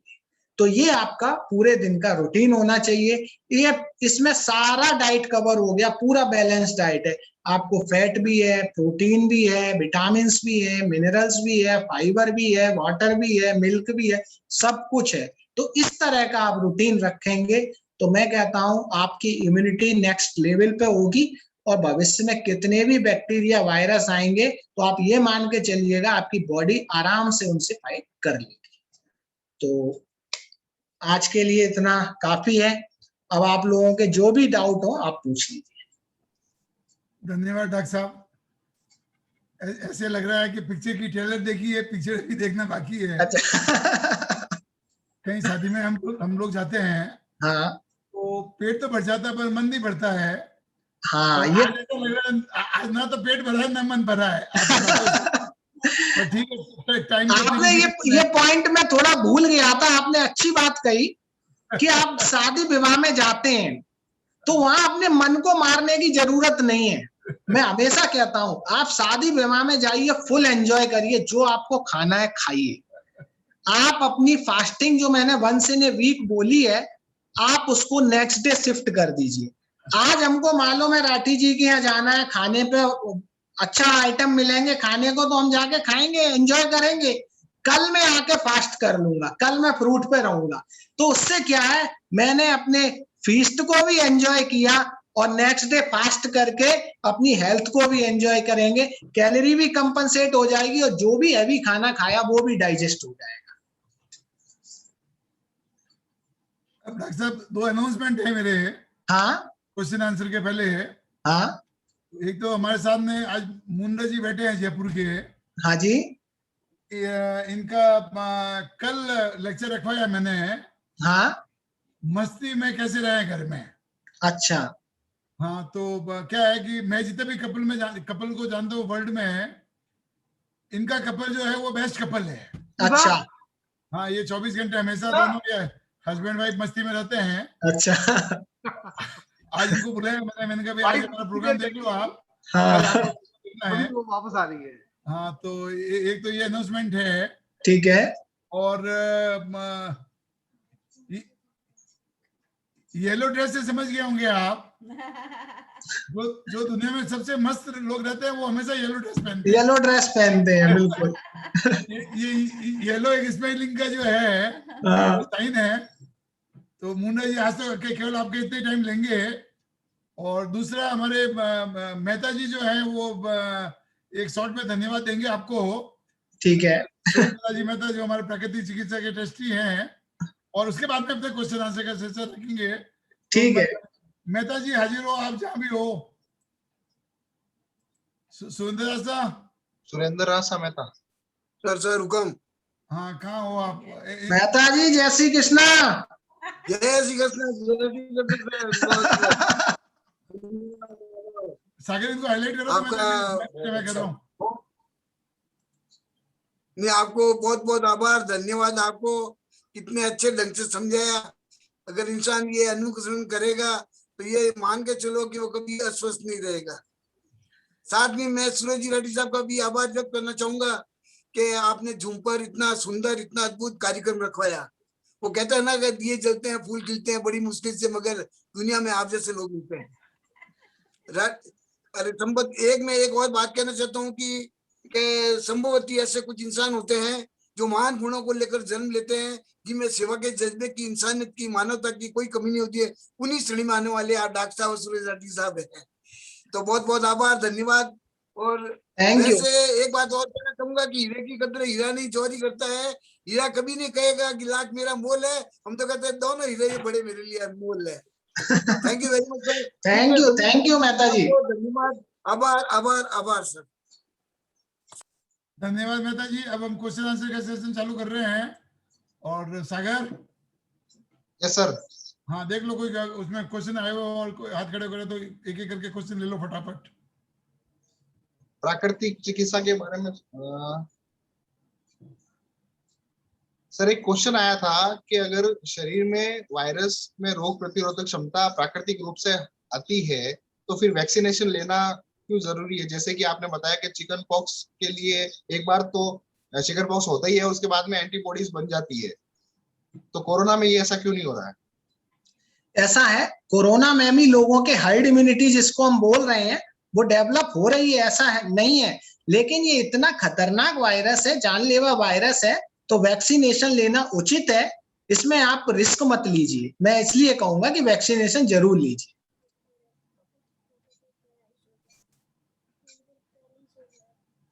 सागर नेक्स्ट क्वेश्चन।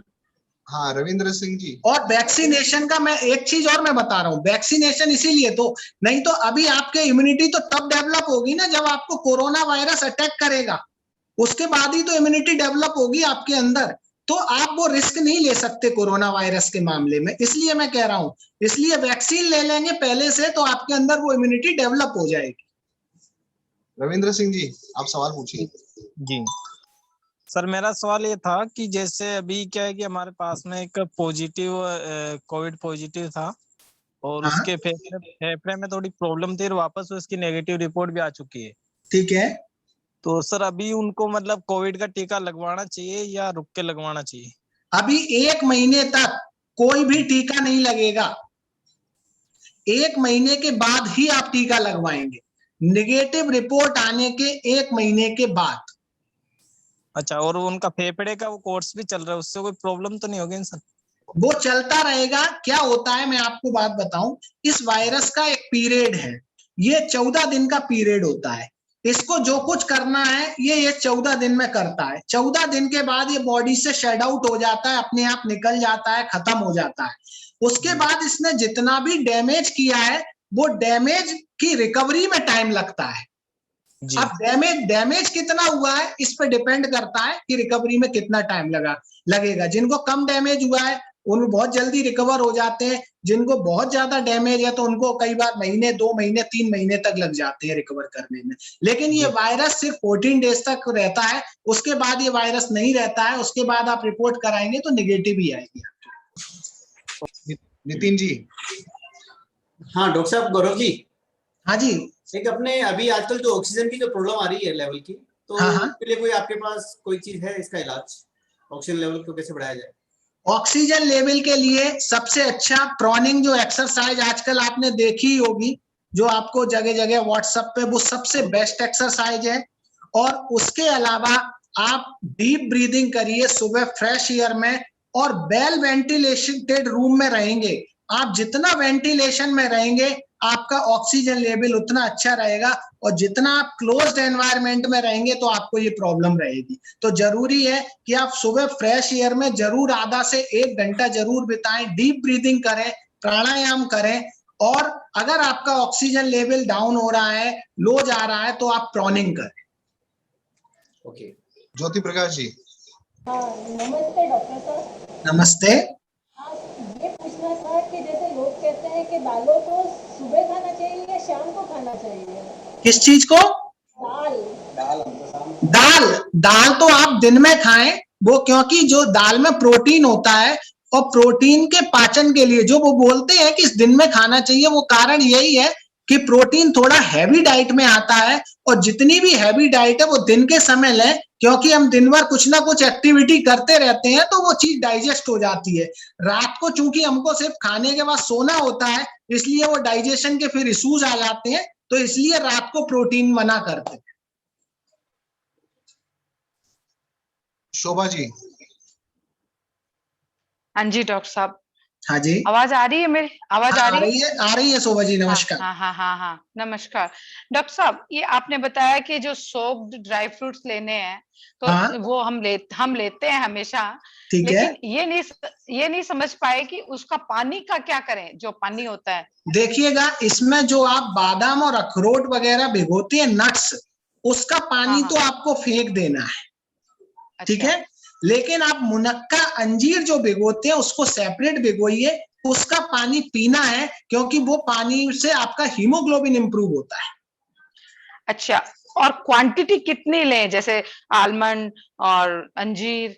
देखिएगा, जो आलमंड्स है, 5 आलमंड्स बहुत हैं, 1 अखरोट का गिरी बहुत है, मुनक्के हैं 5 से 7 लेने हैं, अंजीर 1 से 2, इतना सफिशिएंट होता है।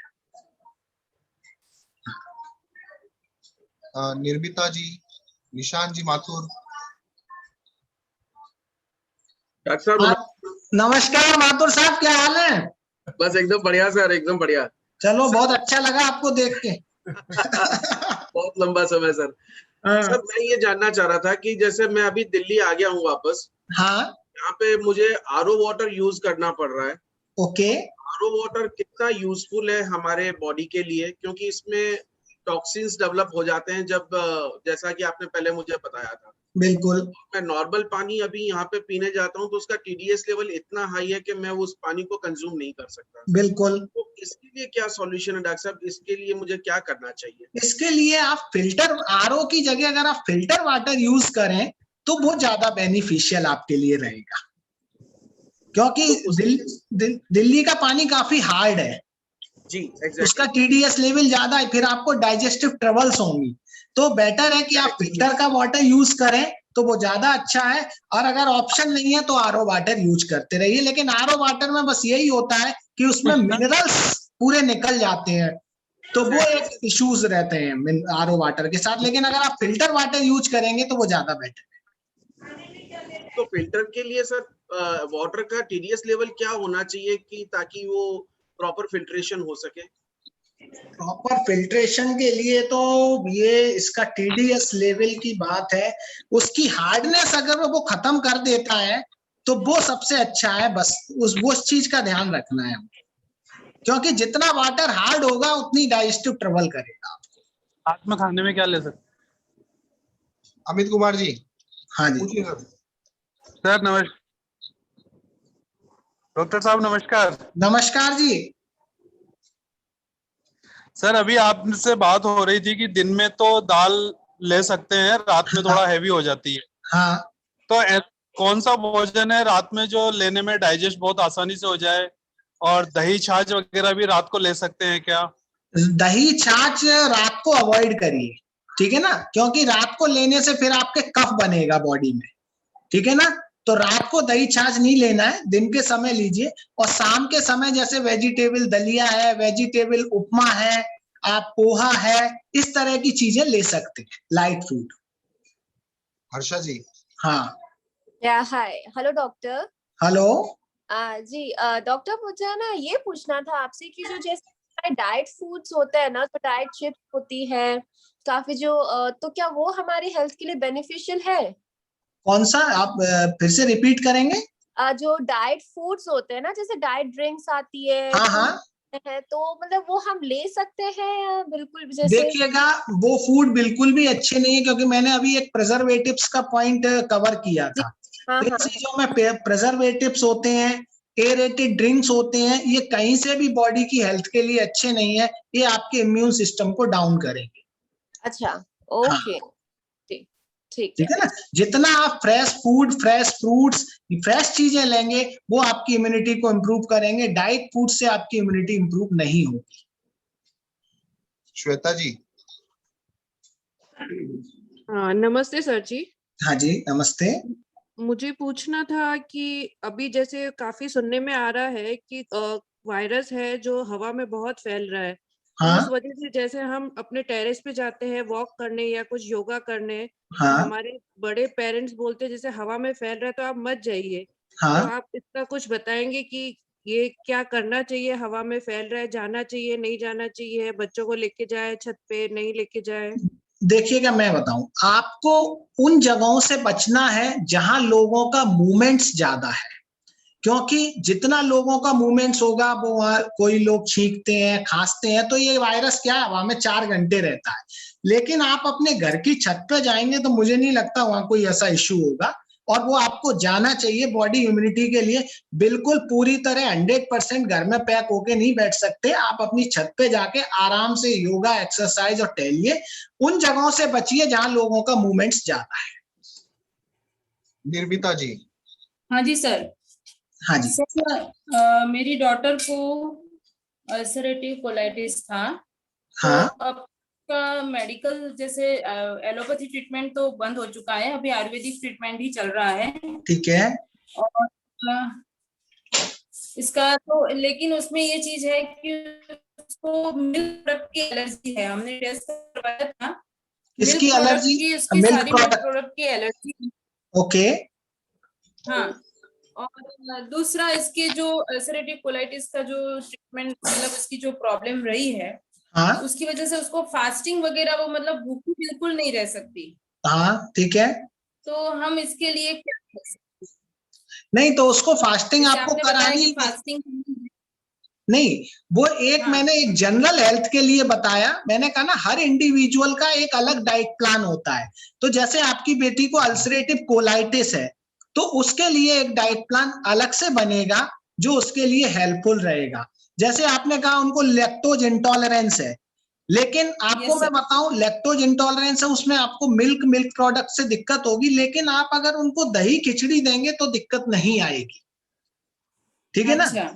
हाँ, ऐसे ही उसमें बॉइल्ड एप्पल देंगे तो उसका एक अलग डाइट प्लान बनता है, ठीक है ना।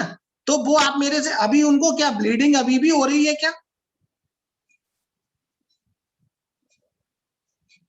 अपने आप को अनम्यूट कर लीजिए। अच्छा, नहीं आप नहीं।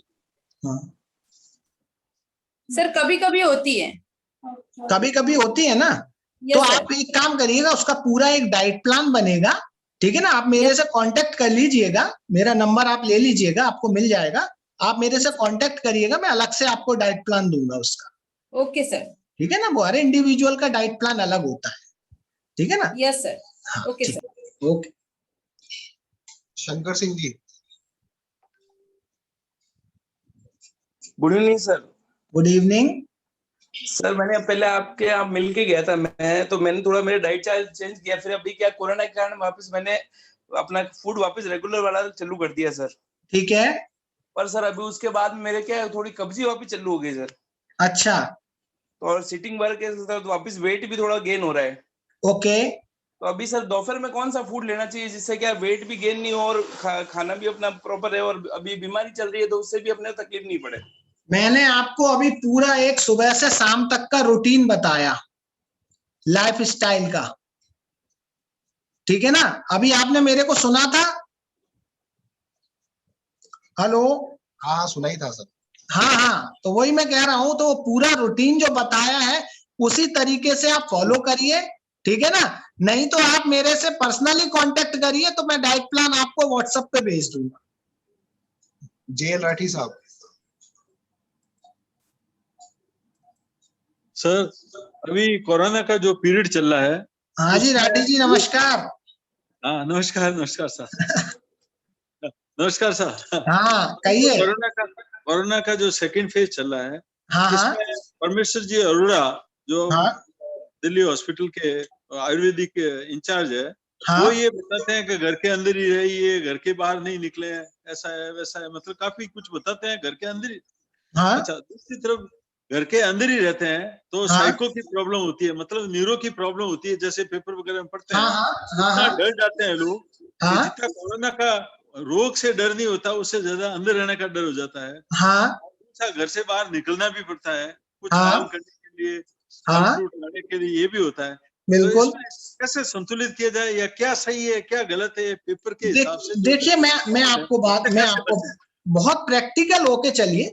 इसमें जितना आपको बहुत जरूरत है कोई काम के लिए तो आप निकलिए, लेकिन पूरे प्रिकॉशंस के साथ। जैसे आप अभी डबल मास्क यूज करें, ठीक है ना। जहां भी आप सब्जी खरीदने या दूध लेने जाते हैं वहां प्रॉपर डिस्टेंसिंग मेंटेन करें। इस चीज का ध्यान रखें। आपका जब भी आप बाहर निकलें आपका मास्क नहीं हटना चाहिए, इस चीज का ध्यान रखें, क्योंकि हवा में वायरस रहता है 4-5 घंटे। कोई भी इन्फेक्टेड पर्सन अगर छींका है, खांसा है या बोल के गया है तो वो वायरस हो सकता है बाहर जब आप जाएंगे। तो उस समय जरूरी है कि आप मास्क का प्रयोग करें। बाकी मैंने बोला है आप अपने घर की छत पे जाके खूब एक्सरसाइज करिए, कोई दिक्कत नहीं है। केवल उन प्लेसेस पे बचना है आपको जहां मूवमेंट ज्यादा होती है। तो कोई भी इन्फेक्टेड पर्सन आ जा सकता है, लेकिन आपके घर में तो कोई अगर इन्फेक्टेड नहीं है, आराम से छत पे जाओ और एक्सरसाइज करो, योगा करो, कोई प्रॉब्लम नहीं। करिश्मा जी जैन। हेलो डॉक्टर साहब, नमस्कार। नमस्कार जी, मेरे 18 इयर्स का बेटा है। हाँ। उसे कोल्ड एंड कफ बहुत शिकायत रहती है, उसे बहुत ज्यादा कोल्ड एंड कफ रहता है और उसकी आईज भी काफी वीक हो रही है। ओके। 4-5 सालों से। तो मुझे ऐसा लगता है कहीं ना कहीं कि उसका जो मेन बेसिक जो रीजन है वो कोल्ड एंड कफ ही है शायद। बिल्कुल। तो मैंने काफी सारा तो अभी आपने जो मुझे बताया, मैं प्रॉपर वही सारा कुछ डाइट में और पहले से दे रही हूँ उसे। पूरा रूटीन ही मेरा ऐसा ही कि आपने मुझे बताया। ठीक है। तो जो डाइट है का पूरा उसका रूटीन रहता है सारा अकॉर्डिंगली, मतलब अच्छा ही रहता है। लेकिन ये है कि उसके घूमने का इसका उसको टाइम बहुत कम मिलता है, क्योंकि वो जेईई की तैयारी कर रहा है तो पढ़ाई में बिजी रहता है, इस कारण से उसे टाइम नहीं मिलता एक्सरसाइज और वॉकिंग का। तो आप मुझे कुछ ऐसा बताइए कि उसको कोल्ड एंड कफ की शिकायत दूर हो जाए। ठीक है, एक तो आपको क्या करना है। हाँ जी। मेडिसिन नहीं देती हूँ। हाँ ठीक है। कोई भी तरह की मेडिसिन जी। ठीक है, एक तो आपको क्या करना है, विटामिन सी उसका बढ़ा दीजिए, ठीक है ना। डेली आपको विटामिन सी देना है, उससे क्या है कि कफ लूज होके निकल जाएगा बॉडी से, अगर आप विटामिन सी देते हैं। दूसरा है सुबह शाम, एक सुबह ल्यूक वार्म हनी वाटर, गुनगुने पानी में 1 चम्मच शहद घोल के सुबह और 1 चम्मच रात को, ठीक है ना? हेलो, हाँ जी, अच्छा, ठीक है। तो एक वो देना है और डेली उनको बोलिएगा बच्चे को कि सुबह सुबह खुली हवा में जरूर, अगर वो पढ़ाई कर रहे हैं तो सुबह छत पे बैठ के 1 आध घंटे पढ़ें। तो क्या है, फ्रेश एयर जैसे ही बॉडी के अंदर जाती है तो हमारी बॉडी का काफी कफ बाहर आ जाता है, तो धीरे धीरे उनकी ये कफ की समस्या दूर हो जाएगी। और खाने में milk products, rice and oily food, इसको मिनिमम करना है जिससे कि कफ का प्रोडक्शन ना हो बॉडी के अंदर। सुनीता जी काबरा।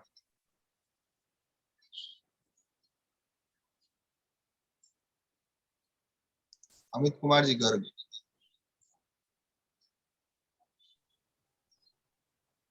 हेलो डॉक्टर साहब, नमस्कार। नमस्कार।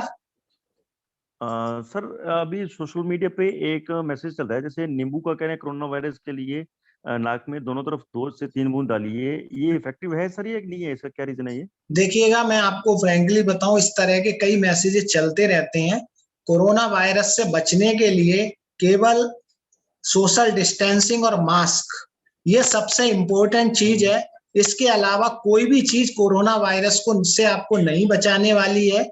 हाँ, आपकी बॉडी इम्यूनिटी पे आप वर्क करेंगे, वो आपका अगर इन्फेक्शन से आपको हो भी गया तो आपकी बॉडी इम्यूनिटी उससे फाइट कर लेगी, उस पे वर्क करिए। ये नाक में नींबू डालना, ये करना, इनसे कुछ नहीं होने वाला है। ये अगर इतना ही आसान होता तो इतना जो पेंडेमिक फैला हुआ है पूरे वर्ल्ड में परेशान है, सब नाक में नींबू डाल के ठीक हो जाते, क्यों इतना वर्ल्ड परेशान होता? ये सब फालतू की बातें हैं, ठीक है ना? इससे कुछ नहीं होने वाला है। आप अपनी बॉडी इम्यूनिटी पे काम करें, मास्क लगाएं, सोशल डिस्टेंसिंग मेंटेन करें, this is the best way, और कोई तरीका नहीं है। सर, आज का आखिरी सवाल सुनीता जी काबरा है। हाँ जी। हेलो डॉक्टर साहब, नमस्ते। हाँ जी, नमस्ते। मैं एक्चुअली मेरे बच्चे के लिए पूछना चाहती हूँ जो अराउंड 13 इयर्स और 17 इयर्स के हैं। हाँ। उनके लिए भी सेम डाइट प्लान होता है? वो भी रात में प्रोटीन नहीं ले सकते? देखिएगा, सबके लिए ये है कि रात को प्रोटीन नहीं लेना, बिकॉज रात को कोई फिजिकल एक्टिविटी नहीं होती है, इसलिए भारी खाना अवॉइड करते हैं, ठीक है ना? फिर भी आप, हाँ, बच्चों के लिए भी है, लेकिन आप ऐसा कर सकते हैं, जैसे कि मैंने बोला दलिया है, खिचड़ी है, आप उनको दे सकते हैं, वो लाइट फूड में ही आता है, कोई ऐसा इश्यू नहीं है। और बच्चे, अगर आप उसके बाद फिजिकल एक्टिविटी अगर आप अर्ली खा लेते हैं, जैसे 7 बजे तक खाना खा लेते हैं और उसके 1-1.5 घंटे बाद वॉक करते हैं, तो शाम को भी आप दाल वगैरह ले सकते हैं, क्योंकि बच्चा यंग है इसलिए।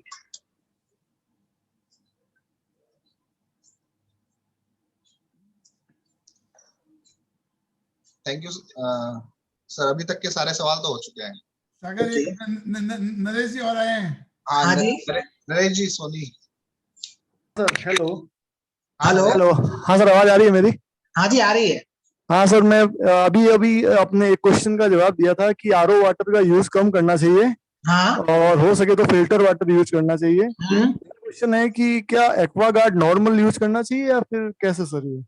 हाँ, वो एक्वागार्ड नॉर्मल सबसे अच्छा है, बिकॉज आरओ वाटर में क्या होता है कि आपके सारे मिनरल्स निकल जाते हैं, ठीक है ना? तो फिर आपकी जो बॉडी की इम्यूनिटी है ना, वो फिर आपकी बॉडी में मिनरल की डेफिशिएंसी हो जाएगी और बॉडी इम्यूनिटी आपकी लो हो जाएगी। इसलिए मैं कहता हूँ आरओ वाटर से फिल्टर वाटर हमेशा अच्छा रहता है। अच्छा सर, एक क्वेश्चन और है सर।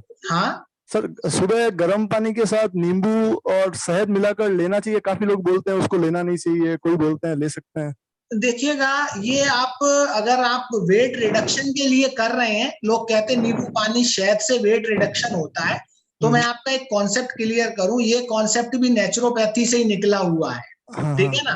वो रीजन ये है कि नेचुरोपैथी में क्या होता है कि हम लोग जैसे फास्टिंग पे रखते हैं पर्सन्स को, तो एनर्जी के लिए ये एक एनर्जी ड्रिंक है, जैसे हनी मिला के देते हैं तो हनी से एनर्जी मिलती है बॉडी को, तो इसलिए देते हैं। वो कोई वेट रिडक्शन नहीं करता। आप सोच रहे हैं कि आप प्रॉपर अपना नॉर्मल खाना खाएं और उसके साथ नींबू पानी शहद पिएंगे आपका वजन कम हो जाएगा, तो ऐसा नहीं होने वाला है,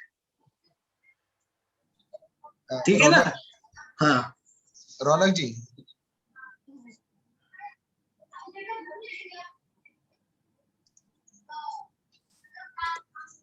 रौनक, कोई क्वेश्चन है आपका? हेलो रौनक। क्या हाल है?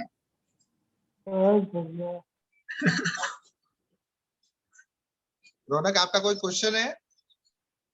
हाँ, मैंने ये क्वेश्चन है कि मैंने जो एक क्वेश्चन डाला है उसका क्वेश्चन का जवाब अभी तक नहीं दिया है कि जैसे हमने डॉक्टर अंकल ने ये बोला कि नीचे वाले ये सब इसे इग्नोर है और इसके मैं एक्सरसाइज की डेली रोज करता हूँ, तो इस पे इफेक्ट पड़ता है या नहीं पड़ता है?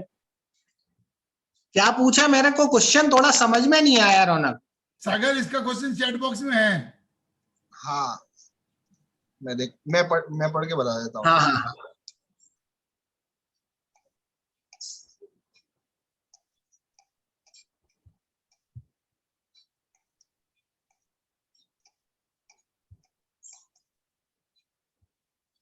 रौनक ने लिखा है, मैं डेली मॉर्निंग में ट्रेडमिल और साइकिलिंग करता हूँ, एक्सरसाइज करता हूँ, एरोबिक भी करता हूँ।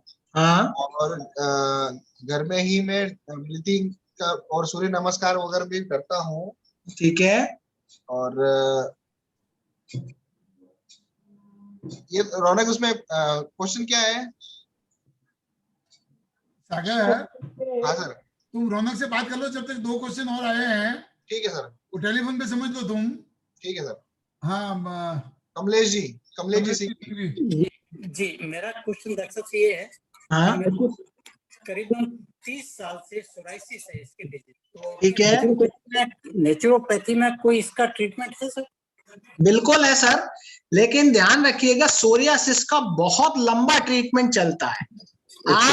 आप लेकर चलिएगा 3 से 6 महीने का टाइम। ओके। हाँ, बिल्कुल आपका क्योर हो जाएगा, कोई इशू नहीं है। तो उसके लिए क्या करना पड़ेगा सर मेरे को? उसके लिए आपको नेचुरोपैथी सेंटर आना पड़ेगा। सोरियासिस घर पे ट्रीट नहीं हो पाएगा। एक बार तो आपको महीने भर के लिए कंप्लीट बॉडी डिटॉक्स होगा आपका, और उसके बाद आपको एक प्लान दिया जाएगा जो आपको next 3 to 6 month strictly follow करना होगा। चंद्रिका जी, एक मिनट डॉक्टर साहब। हाँ, ये क्या होती है सोरियासिस बीमारी? सोरियासिस एक स्किन डिसीज है जिसको एलोपैथी में तो इसको बिल्कुल कहते हैं इनक्योरेबल डिसीज है। अच्छा। इसकी क्योर नहीं है। अच्छा। लेकिन अपने नेचुरोपैथी में ये क्योर हो जाती है जब आप बॉडी डिटॉक्स करते हैं। लेकिन हाँ, ये टाइम टेकिंग डिसीज है, बहुत टाइम लगता है इसको क्योर करने। अच्छा अच्छा। चंद्रिका जी। जय श्री कृष्णा डॉक्टर साहब। जय श्री कृष्णा।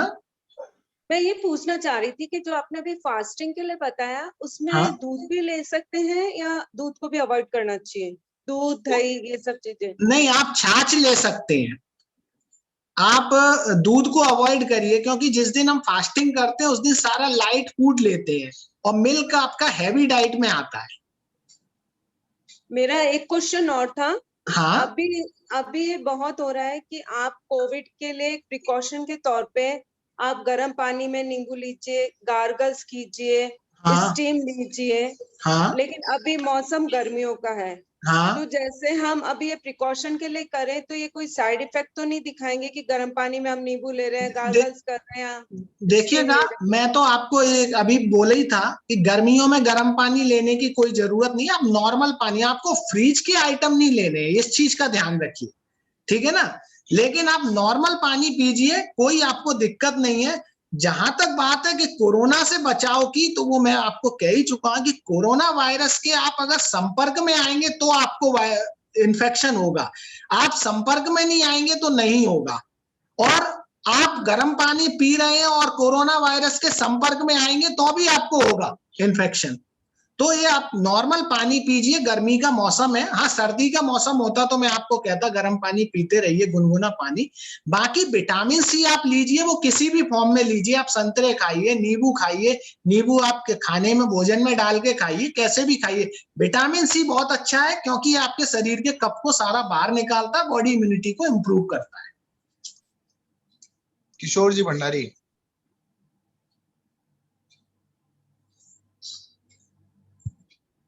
किशोर जी। डॉक्टर साहब, डॉक्टर साहब नमस्ते। नमस्ते डॉक्टर साहब, मैं जलगांव से बोल रहा हूँ, किशोर भंडारी। हाँ जी। ये डॉक्टर साहब, अपना बोरिंग में आरओ लगा है तो इसमें टीडीएस की मात्रा कितनी होनी चाहिए? बोरिंग में आरओ लगा है। बोरिंग में नहीं, बोरिंग घर में आरओ लगा, बोरिंग का पानी फिल्टर करते अपन। हाँ, तो आप आरओ का पी क्यों रहे हैं? मैंने तो मना ही किया, मैंने कहा आप तो नॉर्मल फिल्टर वाटर यूज करिए, आरओ में तो सारे मिनरल्स निकल ही जाते हैं। तो बोरिंग के पानी में निकल जाते क्या? बिल्कुल निकलेंगे, वो तो आरओ का काम ही यही है। आरओ केवल प्योर वाटर देता है, आप ये मान के चलिएगा। टीडीएस की मात्रा तो कितनी होनी चाहिए इसमें? अब टीडीएस की मात्रा का तो हमको इतना नहीं है, लेकिन ये है कि आप अगर अपने इसको क्या फिल्टर वाटर करेंगे, उसकी हार्डनेस को जस्ट दूर करना है, लेकिन उसके मिनरल कंटेंट को हमको सस्टेन करना। संजय जी महेश्वरी। हाँ नमस्कार डॉक्टर साहब। नमस्ते। मुझे ये पूछना है कि मेरा बेटा है 25 साल का, तो उसके ना पीठ पे दाने बहुत है। ओके। और वो सुबह जब फ्रेश होने जाता है आधा पौन घंटा लगता है, फिर हाँ। दूध चाय पिएगा फिर जाएगा, तो ये दाने मतलब बहुत इलाज करा है, ठीक नहीं हुआ। मतलब क्या क्या कारण है? उनको पेट संबंधी समस्या है, जो आपने खुद ही बता दी है कि उनको ये समस्या रहती है, तो उसी के कारण से उनकी बॉडी का जो एसिडिक लेवल बढ़ा है, जिसके कारण से दाने हो रहे हैं। ठीक है ना? तो एसिडिक फूड सारा बंद कर दीजिए अभी, जैसे कि चाय, कॉफी, इवन अभी आप दूध भी बंद कर दीजिए उनका। ठीक है ना? और मिर्च मसाले, जो आपकी लाल मिर्च, गरम मसाला, अमचूर, बेसन, मैदा, ये आइटम बंद कर दीजिए। सिंपल खाना खिलाइए। ठीक है? नेचुरोपैथी डाइट जो होती, मैंने अभी रूटीन बताया उस तरह का ही। और छाछ दही खूब लें, पानी खूब पिए, और एक पुदीना पानी उनको सुबह खाली पेट दिया करें। ठीक है ना? निशान जी। डॉक्टर साहब अभी मेघा के भी ये सोराइसिस की इश्यू शुरू हुई है सर। ओके। उनके भी फिंगर्स पे कट लग रहे हैं, तो उनको किसी ने बोला कि खटाई बंद कर दी जाए। हाँ, टमाटर, बिल्कुल बिल्कुल बिल्कुल बंद कर दें। हाँ। तो जैसे आपने बताया कि खटाई जो है वो आपकी बॉडी को डिटॉक्सिफाई करती है। हाँ। तो मतलब उन्हें छाछ देनी चाहिए या नहीं देनी चाहिए? छाछ बिल्कुल ताजा हो, खट्टी ना हो, वो ले सकती हैं। बाकी जितनी भी खटाई है उनकी बंद होगी। सोरियासिस के केस में इवन आपको लेमन, संतरे वगैरह भी नहीं लेना है। Psoriasis is entirely different case, तो उसमें सारी खटाई बंद हो जाएगी। सॉल्ट कंटेंट को रिड्यूस करना पड़ेगा, आपको नमक भी कम करना पड़ेगा। इस चीज का ध्यान रखना है। ठीक है ना? तो इस हाँ उसमें डॉक्टर साहब अभी मेघा का ना ऑलरेडी बीपी लो साइड में रहता है। ओहो, मतलब ये है। हाँ। सिस्टोलिक और डायसिस्टोलिक ऑलरेडी नीचे है। हाँ। तो उस केस में अगर अपन नमक कम करेंगे तो वो हाइपो हो जाएंगी। नहीं तो वो आप अभी बीपी कितना लो रहता है? सर अभी उनका आप ये देख लीजिए कि 100/60 समथिंग रहता है। हाँ, वो 90-60 से नीचे नहीं जाना चाहिए। ठीक है ना? मैंने सॉल्ट कंटेंट कम करने का कहा है, तो उनके बीपी के हिसाब से आप कम करें, लेकिन क्योंकि सोरियासिस में नमक से और खटाई दोनों से प्रॉब्लम होती है। आप बीपी को देखते हुए आप कम करिएगा। ठीक है ना? और बॉडी डिटॉक्स करा लीजिए, उससे बहुत फायदा होगा। डॉली सिंह जी। जी नमस्कार डॉक्टर साहब। मेरे चार पहला तो ये है कि जैसे एमसी टाइमिंग में क्लॉटिंग बहुत ज्यादा होती है, तो इसका क्या रीजन है और हम कैसे इसको क्योर कर सकते हैं? और दूसरा है जैसे अभी वैक्सीनेशन करवाया था तो उसमें पेन बहुत ज्यादा हो रहा है हाथ में, तो हम उसको कैसे कंट्रोल कर सकते हैं? और तीसरा ये है कि इस मौसम में क्या हम अंजीर यूज कर सकते हैं क्या? और चौथा ये है कि मैं सारे क्वेश्चन बोलूं डॉक्टर साहब एक बार? हाँ। चौथा क्वेश्चन ये है मेरा कि जैसे ये डिब्बा पैक्ड प्रोटीन आते हैं कि भाई ये प्रोटीन यूज कीजिए, तो क्या ये यूजफुल है या नहीं है? तो सबसे पहला आपका है कि आपके क्लॉट्स आते हैं मेंसेस में। ठीक है ना? तो उसके लिए आपको एक हमारे यहाँ गर्म ठंडा कटी स्नान होता है, अगर आप वो लेते हैं तो उससे आपकी ये समस्या दूर हो जाएगी।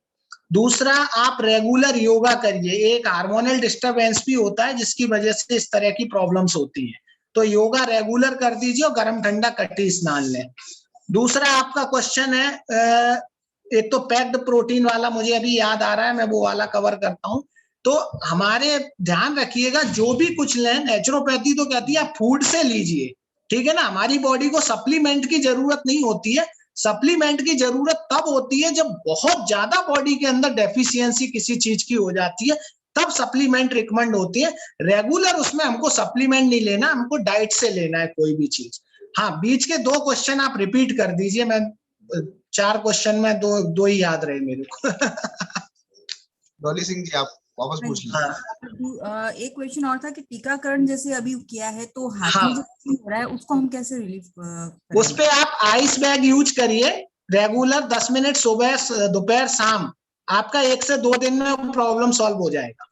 और इस मौसम में क्या हम अंजीर यूज कर सकते हैं क्या? बिल्कुल, आप भिगो के यूज कर सकते हैं। आप 1 अंजीर लीजिए, अगर आपको 2 अंजीर से मान लीजिए आपको लगता है कि गर्मी हो रही है कुछ है, तो आप 1 अंजीर, वैसे आप सोख करके लेंगे ओवरनाइट तो आपको प्रॉब्लम नहीं होगी उससे। Shilpi ji. Good evening sir. Good evening. Sir आवाज आ रही है मेरी? हाँ, आ रही है। सर मैं ये पूछना चाहती हूँ कि यूजुअली क्या जैसे हमें शुगर अवॉइड करनी चाहिए अपने फूड में, तो शुगर का एक तो अल्टरनेटिव अपन लोग क्या ले सकते हैं? जैसे हाँ बोलिए। जैसे सर मिश्री ले सकते हैं हाँ, या बूरा ले सकते हैं, मतलब क्या ले सकते हैं? मिश्री बहुत अच्छा अल्टरनेटिव है क्योंकि मिश्री ठंडी होती है, ठीक है ना। और मैंने वैसे भी कहा भी था कि स्वीट्स में भी मैंने आपको ऑप्शंस दिए थे कि रसगुल्ले और आगरे का पेठा आप ये यूज कर सकते हैं, सपोज अगर आप डेजर्ट की तरफ जाते हैं तो। और अदरवाइज आप मिश्री यूज करें, मिश्री एक बहुत अच्छा अल्टरनेटिव। सर जैसे यूजुअली चाय अपन पीते हैं तो उसमें अपन शुगर ना डाल के मिश्री को पाउडर बना के यूज कर सकते हैं टी में। लेकिन वो तो ठीक है, आपने शुगर का अल्टरनेटिव तो ढूंढ लिया, आप चाय जो नुकसान करती है उसका क्या करोगे? लेकिन सर आपने ये भी बोला था कि उसकी क्वांटिटी कम लीजिए और फ्रीक्वेंसी भी कम होना चाहिए। हाँ, तो एक तो आप एम्प्टी स्टमक ना लें टी कॉफी, क्योंकि जो कैफीन है उससे आपकी बॉडी का एसिडिक लेवल बढ़ता है। तो एक तो आप खाली पेट बिल्कुल ना लें, अगर आपको बहुत हैबिट है कि लेने ही है तो आप एक तो उसकी क्वांटिटी धीरे धीरे कम करें और हमेशा खाने के बाद लें, खाली पेट कभी मत लीजिएगा, ठीक है ना। और शुगर की जगह आप ये मिश्री का यूज कर सकते हैं। किशोर जी। डॉक्टर साहब आपने बोला भाई डाइजेस्ट के लिए वॉकिंग करना है, हाँ? लेकिन घुटने में अगर ग्रीस की कमी होने से डॉक्टर ने घूमना मना किया तो साइकिलिंग कर सकते क्या अपन?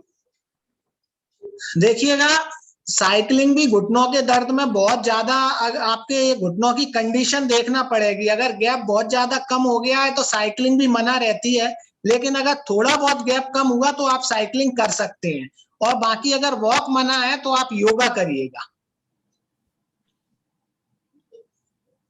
सर हो गए। चलो डॉक्टर साहब बहुत बहुत धन्यवाद, आधा घंटा ज्यादा ले लिया हमने आपका। नहीं कोई बात नहीं, हम भी फ्री थे सर।